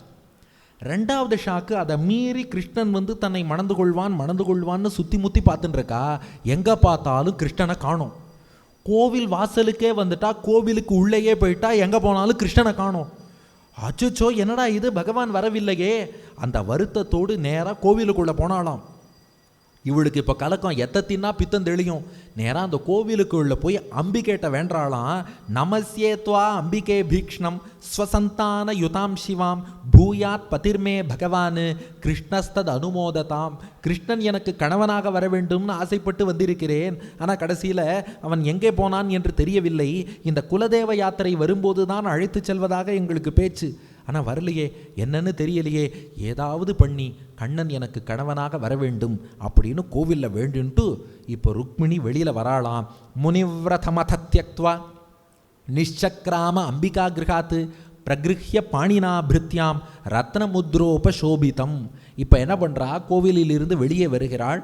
தன் தோழியின் கை மீது தன் கையையும் வைத்து கொண்டு ருக்மிணி வெளியே வருகிறாள். வெளியில் வந்து பார்த்தா அடுத்த ரெண்டாவது ட்விஸ்ட்டு. இது என்ன ட்விஸ்ட்னா, இந்த திருமணத்துக்கு பல மன்னர்கள்லாம் வந்திருந்தா இல்லையா, அந்த மன்னர்கள்லாம் இளவரசி குலதெய்வம் கோவிலுக்கு போயிருக்காங்கிற செய்தியை கேள்விப்பட்டு எல்லா மன்னர்களும் அந்த கோவில் வாசலில் வந்து நின்றுட்டாலாம் ருக்மிணி முகத்தை பார்க்கணுன்னு. அந்த மன்னர்கள்லாம் வேற வந்து நின்று வேடிக்கை பார்க்குறா. ருக்மிணி பார்த்தா நம்ம பிளான் அவ்வளோதான், 8:15 உபன்யாசம் முடியும்னு பார்த்தா இது இப்படி போயிடுத்தே. ஒரு பக்கம் காவலாளிகள் சூழ்ந்துட்டா, இன்னொரு பக்கம் கல்யாணத்துக்கு வந்தால் அத்தனை மன்னர்களும் நின்றுருக்கா. வந்து எல்லாரும் ருக்மிணியை பார்க்குறாளாம், இளவரசி எப்படி இருக்கா. ஏன்னா அந்த புறத்துக்குள்ளேயே இருப்பாள், பார்க்கவே முடியாது. இந்த கோவிலுக்கு வரும்போது பார்த்தா தான் உண்டுன்னு நிற்கிறாளாம். ருக்மிணி எப்படி இருந்தான்னா, சுகபிரம்மம் வர்ணிக்கிறார். தாம் தேவமாயாம் இவ தீரமோகினிம் சுமத்தியமாம் குண்டலமண்டிதானனாம் ஷியாமாம் நிதம்பார்பித ரத்னமேகலாம் வியஞ்சத்ஸ்தனீம் குந்தல சங்கிதேக்ஷணாம். அவள் சுமத்தியமாம் சிறுத்த இடையோடு, குண்டல மண்டிதானனாம் காதிலே மகர குண்டலங்கள், அந்த மகர குண்டலங்கள் அவள் முகத்தில் அப்படியே டால் அடித்து ஒளி வீசி கொண்டிருக்க, அழகான இளம் தோற்றத்தோடு ரத்ன மேகலாம் இடுப்பிலே ரத்தனங்கள் பதித்த மேகலை இடுப்பிலே ஒட்டியானம் அணிந்து கொண்டு குந்தல சங்கிதேக்ஷணாம், அப்படி அவளுடைய முன்னாடி இருக்கக்கூடிய கூந்தல் அப்படி கண் புருவம் வரை அப்படி வளைஞ்சு வந்திருக்கான். அப்படிப்பட்ட அழகிய கூந்தலை கொண்டவளாக, சுச்சிஸ்மிதாம் அழகான புன்னகை, பிம்ப பலாதர துதி சோணாயமான த்விஜகுந்த குத்மலாம், அவளுடைய பற்கள் எல்லாம் மல்லிகைப்பூ மாதிரி இருக்கான். அவள் உதட்டின் சிவப்பு டிஞ்சு மல்லிகைப்பூ பல்லில் ஒட்டி, அந்த மல்லிகை பல்லிலே லேசான ஒரு சிவப்பு ஒளி தெரியறதான், அது உதட்டினுடைய சிவப்பு. பதாச்சலந்தீம் கலஹம்சகாமினிம் சிஞ்சத்கலா நூபுரதாம சோபினா, அழகாக ஒளி வீசும் சலங்கையை திருவடியில் அணிந்து கொண்டு அன்னநடை நடந்து வருகிறாள் ருக்மிணி. இவள் நடந்து வரும் அழகை பார்த்ததும் பேத்துஹு க்ஷிதௌர் கஜரதாஸ்வ கதா விமூடாகா. இப்போ ட்விஸ்ட் நம்பர் 3. இப்படி ருக்மிணி நடந்து வரத மன்னர்கள்லாம் சேவிச்சு நின்னா இல்லையா, அழகில் மயங்கி மயக்கம் போட்டு மன்னர்கள்லாம் கீழே விழுந்துட்டாலும். யாரோ கீழே விழற சத்தம் கேட்கறதேன்னு இதுவரை தலை குனிந்தபடி வந்த ருக்மிணி அப்படி லேசா தலையை மேலே உயர்த்தி, இடது கையால் கண்வரை படிந்திருந்த கூந்தலை அப்படி மேலே உயர்த்தி, தலையை தூக்கி கூந்தலை உயர்த்தி லெஃப்ட் சைடு திரும்பி யார் விழுந்ததுன்னு பார்க்கறா. சைவம் ஷனை சலயதி சலபத்ம கோஷௌ பிராப்திம் ததா பகவத பிரசமீக்ஷமான உத்சாரிய வாம கரஜைஹி அலகான் அபாங்கைஹி பிராப்தான் ஹிரியைக்ஷத நிருப்பான் தத்ரிஷே அச்சுதம் ச. பார்த்தா எல்லாரும் விழுந்துட்டா, ஒரு ராஜா மட்டும் விழாம நின்று இருக்கான். அவன் யாருன்னா கிருஷ்ணன், அச்சுதன். கிருஷ்ணன்னு சொல்லல, அச்சுதம். அச்சுதன்னா கைவிடாதவன், நழுவ விடாதவன். நான் கைவிடுவேனா, கையை காட்டுறான் நான் கிருஷ்ணன். என்னை போய்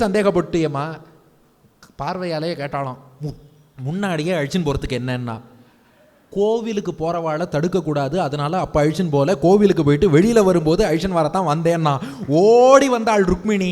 தாம்ராஜ கன்யாம் ரதமாரு ருக்ஷதிம் ஜஹார கிருஷ்ணோ த்விஷதாம் சமீக்ஷதாம் ரதம் சமாரோப்பிய சுபர்ண லக்ஷணம் ராஜன்ய சக்கரம் பரிபூய மாதவஹா. கிடுகிடு கிடு வென்று ருக்மிணி ஓடி வந்தாள்.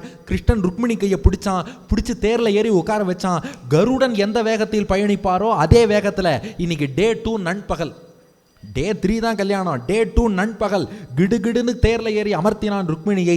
தேர் புறப்பட்டது, கருட வேகத்தில் புறப்பட்டது. அந்த தேர் புறப்பட்டு போகிறது. அந்த காட்சி எப்படி இருந்ததான் சுகபிரம்மம் வர்ணிக்கிறார். ததோயௌ ராஜபுரோகமைஷனைஹி ஸ்ருகால மத்தியாதிவ பாகஹிருத்தரிஹி. பாருங்க இதை எவ்வளோ ஸ்பீடாக கண்ணன் நடத்திட்டான்னு. இதுவரை உருகுவது காதலிப்பதெல்லாம் ஸ்லோ, ஆக்ஷன்னா ஸ்பீடு. எப்படி அழிச்சுன்னு போனான்னா, பல நரிகள் சூழ்ந்திருந்தாலும் சிங்கம் உள்ள பூந்து தன் பொருளை நதிகளுக்கு, அந்த நரிகளுக்கு மத்தியில் கம்பீரமாக எடுத்து செல்வது போல இத்தனை நரிகளுக்கு மத்தியில் கண்ணன் என்ற சிங்கம் உள்ள பூந்தான். தனக்கே உரித்தான ருக்மிணியை அழைத்து சென்று, இப்போ ருக்மி ஆயுதெல்லாம் கொடுத்து வீரர்களை அனுப்பினானே, எல்லாரும் வேடிக்கை பார்த்து நின்றுட்டே இருந்தாலும் கண்ணு கெட்டும் தூரத்தை தாண்டி தேர் போனதும் அச்சோ கல்யாண பொண்ணை காணும், கிருஷ்ணன் பொண்ணை கடத்தின்னு போயிட்டான், கிருஷ்ணன் பொண்ணை கடத்தின்னு போயிட்டான்னு இப்போ கத்தினாலும். ரொம்ப லேட்டாக கத்துறா. இது எப்போ கத்தணும்? கிருஷ்ணன் கையை பிடிச்சப்பவே கத்திருக்கணும். ஏன் இவ்வளோ லேட்டாக கத்தினா? அதுக்கு ஆச்சாரியர்கள் விளக்கறா. கிருஷ்ணன் ருக்மிணி கையை பிடிச்சி தேரில் ஏறி பக்கத்தில் உட்கார வச்சானோ இல்லையோ, கிருஷ்ணன் ருக்மிணி சேர்த்தி அழகை சேவிச்சு அந்த வீரர்களே மயங்கி நின்றுட்டு இருக்காளாம். எவ்வளோ அழகாக இருக்குது! ஐயோ கிருஷ்ணன் ருக்மிணி எவ்வளோ அழகாக உட்காந்துருக்கா! இப்படியே ரசித்து அப்படியே மெய் மறந்து நின்றுட்டு இருந்தாலாம். கண்ணு கெட்டும் தூரத்தை தாண்டி தேர் போனதுக்கப்புறம் தான், நாமெல்லாம் யார்? போர் வீரர்கள். எங்கே இருக்கோம்? விதர்ப தேசத்தில். எங்கே? கோவில் வாசல். எதுக்கு வந்தோம்? இளவரசியை காவல் காக்க. இளவரசி எங்கே? அச்சோ தேரில் கொண்டு போயிட்டானேன்னு இப்போ தான் சுதாரிச்சுன்னு சத்தம் போட்டாலாம். அதுக்குள்ளே தேர் ரொம்ப தூரம் போயிடுத்து. செய்தி சிசுபாலன் காதுக்கு போச்சு, ருக்மி காதுக்கு போச்சு. உடனே பெரிய சேனை, ஜராசந்தனுடைய சேனை, சிசுபாலனுடைய சேனை, இந்த ருக்மியோட சேனை, அந்தந்த சேனையெல்லாம் கிருஷ்ணனை தாக்கலான் வந்தது. அப்போ ஹன்யமான பலானீக்காக விஷ்ணுபிர் ஜெயகாங்ஷிபிகி ராஜானோ விமுகா ஜக்முகு ஜராசந்த புரஸ்ஸராக. தாக்கலான்னு வந்தா பலராமன் அதுக்கு தான் யாதவ சேனையோடு வந்திருந்தார். அந்த யாதவ சேனை இவ அத்தனை பேருடைய சேனையும் தாக்கி வீழ்த்தி விடுத்து. இப்போ எல்லாம் சிசுபாலன்ட்டு திரும்பி வந்தா தோத்து போய். இந்த ஜராசந்தன் யாரெல்லாம் இந்த ஆன்டி கிருஷ்ணா குரூப்னு பார்த்தோம் இல்லையா, இந்த ஜராசந்தன், துரியோதனன், இது போல் இருக்கிற கேஸெல்லாம் திரும்ப சிசுபாலனுக்கு ஆறுதல் சொல்லிது. ஃபைட் பண்ணி பார்த்துட்டோம், முடியலை, விட்டுடு, பெட்டர் லக் நெக்ஸ்ட் டைம், வேறு நல்ல பொண்ணாக பார்த்து கல்யாணம் பண்ணி கொண்டுட்டான். ஏன்னா அந்த நாள்லேருந்து இவாளுக்கெல்லாம் ஒரு இயல்பு, யார் விக்டிமோ விக்டிம்க்கு அட்வைஸ் பண்ணிட்டு போயிடுவாள். அதுதான் ரொம்ப ஈஸி. யாராவது ஒருத்தன் ஒரு வேலை பண்ணான்னு வச்சுக்கோங்களேன், இது பகவான் அதுக்காக தீங்கிழைத்தான்னு அர்த்தம் இல்லை, உலகத்தின் நடப்பை சொல்கிறேன். ஒரு கல்பிரிட் ஒருத்தர் இருக்கார்னா அவரை யாரும் கிரிட்டிசைஸ் பண்ண மாட்டா, ஏன்னா நாம் மாட்டிக்கணும். யார் விக்டிமோ அவனுக்கு 2 அட்வைஸ் பண்ணி போகிறதுங்கிறது எல்லாருக்கும் ஈஸி. அதனால் இவாளுடைய பார்வையெல்லாம் அவள் சொல்கிறாக்கா, பகவான் செய்தது சரி, ருக்மிணி அவனைத்தான் விரும்பினா, அதனால இவள் என்ன பண்ணா, சிசுபாலனுக்கு அட்வைஸ் பண்ணி போதுன்ட்டா. ஆனால் ருக்மி இருக்கானே, ருக்மிணியோட மூத்த அண்ணன் ருக்மி, அவன் மட்டும் சொல்லிட்டான், அது எப்படி என்னுடைய தங்கையை அவன் கொண்டு போகலாம், இந்த விதர்ப தேசத்தை அவனை தாண்ட விட மாட்டேன், ருக்மிணியோடு தான் நான் திரும்பி வருவேன், ருக்மிணி இல்லாமல் வருவதாக இருந்தால் இந்த ஊருக்குள்ளேயே நான் வரமாட்டேன்னு சபதம் பண்ணிட்டு ருக்மி போனான். ஆனால் கிருஷ்ணன் ரொம்ப தூரம் போயிட்டானேன்னா இவனுக்கு பைபாஸ் ரோட், ஷார்ட்கட்லாம் தெரியும். அந்த ருக்மி ஷார்ட்கட்டில் போய் கிருஷ்ணனை வழிமறித்து போர் புரிந்தான். ருக்மி கிருஷ்ணனை தாக்கும்போது கிருஷ்ணன் அடி வாங்கினானா ருக்மிட்ட. ருக்மிணி உடனே பார்த்துட்டு கிருஷ்ணன்ட்ட கேட்டா, என்னது உங்களை பற்றி வீரர் தீரர் சூரர் அது இதுன்னு சொன்னா, எங்கள் அண்ணன் ருக்மிட்ட போய் அடி வாங்கிட்டு இருக்கேன்னு கேட்டா. கிருஷ்ணன் சொன்னான், உங்க அண்ணங்கிறதுனால தான் அடி வாங்கிட்டு இருக்கேன், அடிக்கட்டுமான்னா. அடிக்கலான்னா. திருஷ்டுவா பிராத்ருவதோத்யோகம் ருக்மிணி பிராணவிஹ்வலா பதித்வா பாதையோர் பர்த்துகு உவாச்ச கருடம் சதி. இப்போ கிருஷ்ணன் அடிக்க ஆரம்பித்தான், ருக்மிணி அடிக்காதீங்க ஒன்னாலும். பெண்கள் எப்போ என்ன சொல்லுவான்னு ப்ரிடிக்ட் பண்ணவே முடியாது. முடியும் என்றால் படியாது, படியும் என்றால் முடியாது. திடீர்னு இல்லை அடிக்காதீங்கன்னா. என்னம்மான்னு கேட்டான் கிருஷ்ணன். ருக்மிணி சொன்னாலாம், அடிக்கத்தான் சொன்னேன், கொல்ல சொல்லலை, அவனை நீங்கள் கொல்ல வேண்டான்னா. கிருஷ்ணன் சொன்னான், அவனை கொல்றதுன்னு முடிவு எடுத்துட்டேன், நீ கொல்ல வேண்டாங்கிற. அப்படின்னா ஒன்று பண்ணுவோம், ஒருவனை கொல்ல முடியாவிட்டால் அவனுடைய குடுமி இருக்கு பாருங்க, இந்த சிகை குடுமிங்கிறது தான் ஒரு மனிதன் இருப்பதற்கான அடையாளமா. அதனால் அந்த குடுமியை வெட்டி விட்டு அவன் மீசையும் வெட்டி அவனை விரூபம் விகாரமாக ஆக்கி விடுகிறேன், அதுவே கொன்றதற்கு சமம்னு சைலேன பத்வாதம் அசாதுகாரிணம் சஸ்மஸ்ருகேஷம் பிரவபன் வியரூபயது. அதனால் அவனை விரூபம் பண்ணி விகாரமான தோற்றம் கொண்டவனாக ஆக்கிட்டான் கிருஷ்ணன். அதுக்குள்ள பலராமன் வந்து பார்த்தாராம், எதுக்குடா இப்படி பிரதரின்லாம் மைத்துனனை போய் இப்படி கட்டி போட்டிருக்க, வேண்டாம் அவனை விட்டுடுன்னு. ததாபூதம் ஹதப்பிராயம் திருட்வா சங்கர்ஷனோ விபுகு விமுச்சிய பத்தம் கருணகா. பலராமன் கருணையோடு இவனை விடுவித்துடுன்னு சொன்னதுனால அண்ணன் பேச்ச மீறக்கூடாதுன்னு கிருஷ்ணனும் அந்த ருக்மியை விடுவித்தான். ஆனால் ருக்மி என்ன பண்ணிட்டான், குண்டினபுரத்துக்குள்ளே அவன் போக முடியாது. ருக்மிணியோடு வந்தால் வருவேன்னா, ருக்மிணியோடு கிருஷ்ணன் துவாரகைக்கே போயிட்டான். அதனால் ருக்மி என்ன பண்ணிட்டான், அந்த விதர்ப தேசத்தின் எல்லையிலேயே போஜகட்டம் என்ற ஒரு நகரத்தை நிர்மாணம் பண்ணி அங்கேயே தங்குவது என்று அந்த ருக்மி அங்கேயே தங்கிடுறான். இப்போ கண்ணபிரான் ருக்மிணியோடு இப்போது துவாரகைக்குள்ளே நுழைகிறான். 8:10 நாமும் சரியாக இப்போது துவாரகைக்குள்ளே நாம் ஆவலோடு எதிர்பார்த்து கொண்டிருந்த தருணம். கண்ணபிரான் துவாரகைக்குள்ளே ருக்மிணியோடு நுழைகிறான். ருக்மிணி கல்யாணம் நடைபெறுகிறது. இப்போதான் அந்த தத்துவம் சொல்கிறேன்னு, பெரிய தத்துவம். இந்த ருக்மிணி என்ன பண்ணா, அந்த தூதுவர் காலில் விழுந்து தலையல்லால் கைமாறலேன்னா. ஏன்னா இந்த ருக்மிணி கல்யாணத்துக்குள்ளே ஒரு பெரிய தத்துவம் இருக்குது. ஏன்னா மேலோட்டமாக பார்க்குறவா என்ன சொல்லுவா, சார் இது என்ன சார் சரித்திரம், இந்த திரைப்படத்தில் கூட நாங்கள் பார்க்குறோம், ஹீரோயின் ஹீரோவை விரும்புகிறா, இந்த ஹீரோயினுக்கு வில்லன் அண்ணன் ஒத்தன், வில்லனுக்கு கல்யாணம் பண்ணி வைப்பேன்பான், ஹீரோயின் உடனே ஹீரோவுக்கு லெட்டர் எழுதுறா, நீ கட்டினா தாலி கயிறு அவன் கட்டினா தூக்கு கயிறுங்கிறா, ஹீரோ உடனே போய் ஹீரோயினை கடத்தின்னு வந்து கல்யாணம் பண்ணுறார். இதுதானேன்னு நம்ம கேட்டுருவோம். ஒன்று, இது பகவான் செய்யும் லீலைங்கிறது உலகியலாகவே பார்க்கக்கூடாது. 2 என்னென்னா இதில் பெரிய தத்துவம் இருக்குது.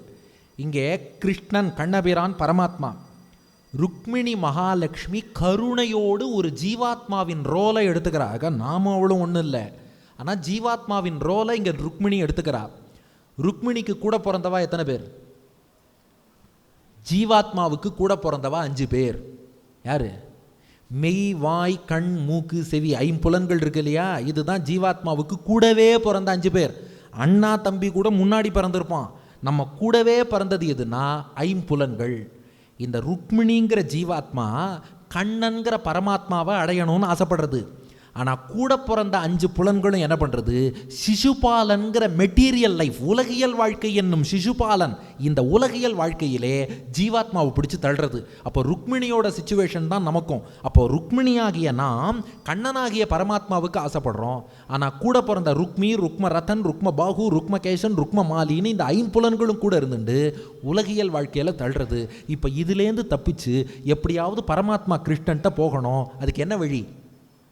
ருக்மிணி என்ன பண்ணா, த்விஜன் காலில் விழுந்தா. இருபிறப்பாளர் ஆச்சாரியன் திருவடியில் நாம் விழ வேண்டும். அந்த ஆச்சாரியனும் இருபிறப்பாளர். எப்படின்னு கேட்குறேடா, தாயின் கர்ப்பத்தில் இருந்து ஒரு முறை பிறந்தார். தன் ஆச்சாரியன்ட்ட 8 எழுத்து மந்திரம், அஷ்டாட்சரம் திருமந்திர உபதேசம் வாங்கும்போது அன்று நான் பிறந்திலேன், பிறந்த பின் மறந்திலேன்னு எப்போ ஒரு ஸ்ரீ வைஷ்ணவனாக பஞ்சசம்ஸ்காரம் பெற்றாரோ அப்போ வைஷ்ணவ ஜென்மா எடுத்தவர். அதனால ஆச்சாரியன் இருபிறப்பாளர். அப்போ நாம ஜீவாத்மா 5 புலன்கள் போட்டு உலகியல் வாழ்க்கைங்கிற சிசுபாலனில் அழுத்துறது. கிருஷ்ணன்ட்ட போகணும்னா அந்த ஆச்சாரியன் திருவடிகளில் போய் நாம் விழறோம். இருபிறப்பாளனான ஆச்சாரியன் திருவடியை பிடிச்சுக்கிறோம். இந்த அந்தணர் என்ன பண்ணார், ருக்மிணிக்காக கிருஷ்ணன்ட்ட தூது போனார் இல்லையா, அதுபோல் ஆச்சாரியன் நமக்காக பெருமாள்கிட்ட போய் பேசி அங்கே ஒரு ஜீவாத்மா உன்னை அடையணும்னு காத்துன்னு இருக்கான், பகவானே அவனை நீ ஏற்றுக்கணுங்கிறார். நாம் கூப்பிட்டா பெருமாள் வரமாட்டார், ஆனால் ஆச்சாரியன் கூப்பிட்டா வருவார். நமக்கு வரமாட்டார். இது இஞ்சிமேட் அழிசிங்கர் ரொம்ப ரசமாக இது சாதிப்பாராம். இஞ்சிமேட் அழிசிங்கர் சிஷ்யாளுக்கு சரணாகதி பண்ணி வச்சுட்டு கேட்பாராம், டேய் உனக்கு மோட்சம் கிடைக்குமா அப்படின்னு. அந்த சிஷ்யரே கொஞ்சம் பயப்படுவார். அப்போ இஞ்சிமேட் அழிசிங்கர் தானே சொல்லுவாராம், உனக்கு நிச்சயமாக மோட்சம் கிடைக்கும். ஏன்னா நான் சொன்னால் பெருமாள் கேட்பார். பெருமாள் இது வரைக்கும் சாஸ்திரத்தில் என்னென்னலாம் சொல்லியிருக்காரோ அதெல்லாம் நான் கேட்குறேன். அவர் சாஸ்திரத்தில், பெருமாள் சாஸ்திரத்தில் சொன்னதெல்லாம் நான் கேட்கறதுனால நான் சொன்னால் பெருமாள் கேட்பார், உனக்கு மோட்சம் கொடுப்பார். அதனால ஒரு ஆச்சாரியன் போய் பெருமாள்கிட்ட ரெப்ரசன்ட் பண்றார். இந்த அந்தணர் கடிதம் கொடுத்ததும் கிருஷ்ணன் வந்து இவளை மணந்து கொண்டான் அல்லவா, அதுபோல ஆச்சாரியன் போய் பரிந்துரை செய்தவாறே பகவான் நம்மை தேடி வருகிறான். எப்படி இந்த சேனைகளை எல்லாம் வீழ்த்தினானோ அதுபோல் நம் பாபங்களை வீழ்த்துகிறான். ருக்மிணியை எப்படி துவாரகைக்கு அழைத்து சென்றானோ அதுபோல் நம் ஒத்தொத்தரையும் மோட்ச சாம்ராஜ்யமான வைகுண்டத்துக்கு அழைத்து செல்கிறான். அங்கே ஜீவாத்மாவுக்கும் பரமாத்மாவுக்கும் நடைபெறக்கூடிய மோட்சானுபவம் தான் இந்த ருக்மிணி கல்யாணம். இப்ப கேளுங்க ருக்மிணி கல்யாணத்தை. அப்போ நாமே அந்த ருக்மிணியின் ஸ்தானத்துல இருக்கோம். கிருஷ்ணன் பரமாத்மா, அவன் மாப்பிள்ளை ஸ்தானத்தில் இருக்கான், நாம தான் கல்யாண பொண்ணு. இப்போ என்னாச்சான், பகவான் பீஷ்மக சுதாம் ஏவம் நிர்ஜித்ய பூமிபான் புறமானிய விதிவத்து உபயேமே குருத்வகா. தன்னுடைய துவாரகைக்கு அழைத்து வருகிறான். துவாரகை விழாக்கோலம் பூண்டது. ருக்மிணியின் கையை கண்ணன் பிடிக்கப் போகிறான். ததா மகோத்சவோன்றினாம் எதுபுரியாம் கிருஹே கிருஹே அபூத் அனன்ய பாவானாம் கிருஷ்ணே எதுபதவுன்றுப்பா. அப்படியே மக்கள் அத்தனை பேரும் ஒரு மகோத்சவமாக பெரும் திருவிழாவாக இந்த ருக்மிணி கல்யாணத்தை கொண்டாடி கொண்டிருக்கிறார்கள். அப்போது திருமணத்துக்கு வந்தவர்களை எல்லாம் சாத்தியகி வரவேற்க, வசுதேவரும் தேவகியும் உபசரிக்க, பலராமன் பரிசுகள் வழங்க, அக்ரூரன் பெரியோர்களுக்கு சம்பாவனை கொடுக்க, வயதான பெண்கள் எல்லாம் ஒன்று சேர்ந்து ருக்மிணிக்கு அலங்காரம் செய்து வைக்க, இப்ப மணமேடையிலே மாப்பிள்ளையாக கண்ணபிரான் வீற்றிருக்க, ருக்மிணியை அலங்காரம் செய்து அங்கே அழைத்து வர, ருக்மிணியின் கையை பாணி கிரகணம் என்று ருக்மிணியின் கரத்தை கண்ணபிரான் பற்றுகிறான். இதை யாதவாபியுதய காவியத்தில் சுவாமி தேசிகன் வர்ணிக்கிறார். சமேதிதஸ்தஸ்ய விவாகவன்ஹி புரோதசா புண்ணியகிருதக்ரிமேண பிரதட்சிணாவிருத்த சிலாகலாபா பிராயேண நீராஜனம் ஆததான. இப்போது ருக்மிணியின் கையை கண்ணன் பிடிக்க போறான். அக்னி சாட்சியா கர்காச்சாரியர் புரோகிதராக இருக்கிறார். அக்னி வளர்த்தார். அக்னி எப்படி எரியும்? அப்வர்ட்ஸ், மேல் நோக்கி. ஆனால் தேசிகன் சாதிக்கிறார், இங்கே ருக்மிணி கல்யாணத்தில் மட்டும் அக்னி கிளாக் வைஸாக இப்படி சுற்றி சுற்றி சுற்றி சுற்றி எரிஞ்சுதான், நெருப்பு வளையமா. ஏன்பா அப்படி எரியணும்னா, மாப்பிள்ளை யாரு? கிருஷ்ணன். பொண்ணு யாரு? மகாலட்சுமி ருக்மிணி. இவாளுக்கு கற்பூரகாரத்தி கற்பூர நீராஜனம் காட்டுகிறேன்னு அக்னி அப்படியே கிளாக் வைஸா சுற்றி சுற்றி சுற்றி சுற்றி மேல் நோக்கி எரியாமல் இப்படி வளைந்து வளைந்து பிரதட்சிணமாக அக்னி எரிந்து அங்கேயே கற்பூர நீராஜனம் ஆச்சு. அதுக்கப்புறம் கிருஷ்ணன் ருக்மிணி கழுத்திலே மாலை இடுகிறான். எப்படி மாலையிட்டான்? ராமன்னா பூவால மாலையிடுவார். கிருஷ்ணன் எப்படி தெரியுமா மாலையிட்டானா? தேசிகன் சாதிக்கிறார். பரஸ்பரம் பாணி சரோஜ யோகாத்து பபூவதுஸ்தௌ புலகாஞ்சிதாங்கௌ. தன் கைகளையே அவ தோளில் மாலையா போட்டானோ. இது யாரு? கிருஷ்ணனாச்சே. அதனால ருக்மிணியின் தோள்களை ஆற தழுவி கொண்டான். கண்கள் இருக்க தோரணம் ஏனோ, கைகள் இருக்க மாலைகள் ஏனோ, உள்ளம் இருக்க மணவரை ஏனோ, ஒரு மனதானால் திருமணம் ஏனோன்னு கைகளை தூக்கி அப்படி தோளில் போட்டான். இதுதான் மாலை. தஸ்யா கடாட்சைர் விகிதாபிஷேகா தத்பாகுனா கல்பித்த கண்டமால்யா. அடுத்து இந்த கல்யாணத்தின் போது மஞ்சனமாட்ட கனா கண்டேன்னு ஒரு மங்கள நீராட்டம் உண்டு. நீராடணுமேன்னா, நான் ருக்மிணியை என் பார்வையால் நீராட்டுகிறேன், ருக்மிணி அவ பார்வையால் என்ன நீராட்டட்டோன்னு கண்ணோடு கண் அண்ணலும் நோக்கினான் அவளும் நோக்கினாள்னு 4 கண்களும் பேசிக்கொண்டன. இதுவே மங்கள நீராட்டம். அவாபசோபாம் அதிகாம் முகுந்தகா சௌபாகிய சிம்ஹாசன சார்வபௌமின்னு இப்படி ருக்மிணியோடு சேர்ந்ததாலே இன்னும் பெருமை பெற்று இப்போதுதான் கண்ணன் விளங்குகிறான். இதுவரை வெறும் கிருஷ்ணன், வெறும் மால், வெறும் நாராயணன்.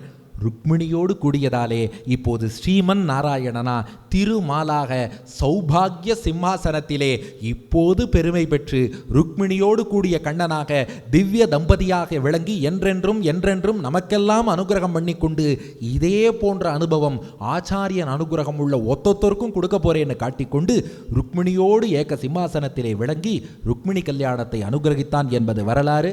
இப்படிப்பட்ட ருக்மிணி கல்யாணத்தோடு இந்த உபன்யாசத்தை பூர்த்தி பண்ணும் பாக்கியத்தை வழங்கியமைக்காக மீண்டும் ஒரு முறை ராமர் கோவில் நிர்வாக கமிட்டிக்கும் கோவை திருப்பாவை சங்கத்துக்கும் இதை ஏற்பாடு செய்வதற்காக எத்தனையோ பேர், நம்முடைய முரளிதரன் சுவாமி, கிருஷ்ணகுமார் சுவாமி, அதுபோல் திருக்கோவில் நிர்வாகத்தினர் ஒத்தொத்தரும் ஒவ்வொரு நாளும் வந்து சிறப்பாக நடத்தி கொடுத்தா. அதுபோல் மணி சார் அவர்கள் வெளியில் புக்ஸ் சேல்ஸ் பண்ணுறதுக்காக அவரும் பாடுபட்டு அவரும் ஃபுல்லாக நின்று இது பண்ணார். நீங்கள் இவ்வளோ பேரும் வீக் டேஸாக இருந்தாலும் உங்களுடைய பல பணிகளை எல்லாம் விட்டுட்டு ஹால் நிறைஞ்சு வெளியில் கூட மக்கள் உட்காந்துருக்கிற அளவுக்கு இவ்வளோ பேர் வந்து நடத்தி கொடுக்கணும்னு சொல்லி சிறப்பாக வந்து நடத்தி கொடுத்தீர்கள். அதனால் ஒருத்தருக்கும் அவர் மைக் எக்கோ அடிக்காமல் சிறப்பாக வச்சார் அவருக்கு.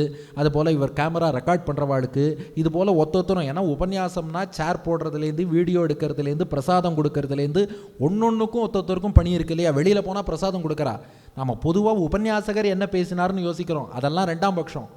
இத்தனை பேர் பின்னாடி உழைக்கிறதுனால தான் ஒரு ஆள் பேச முடியுது. அதனால் இந்த ஒரு ஆள் முன்னாடி பேசுகிறோன்னா பின்னாடி எவ்வளோ பேர் சுற்றி உழைத்திருக்கிறார்கள் என்று பாருங்கள். அதனால் அப்படி யாரெல்லாம் உபன்யாசம் நடப்பதற்கு அரும்பாடு பட்டார்களோ, அதுபோல் என்னை ஹோஸ்ட் பண்ண கிருஷ்ணகுமார் சுவாமி ஆற்றுல தங்கியிருந்தேன், அதுபோல் முரளிதரன் சுவாமி ஆற்றுல தங்கியிருந்தேன். நம்ம வீடு மாதிரி உரிமையோடு தங்கி அங்கே எல்லாமும் அவள் நமக்கு பண்ணி கொடுத்தா. அதனால் இது எல்லாத்துக்கும் சேர்த்து இன்றைக்கி சார் கூட கார்த்தால வந்து நம்ம நாளைக்கு வரணும், அடுத்த தடவை வந்துடுவோம்.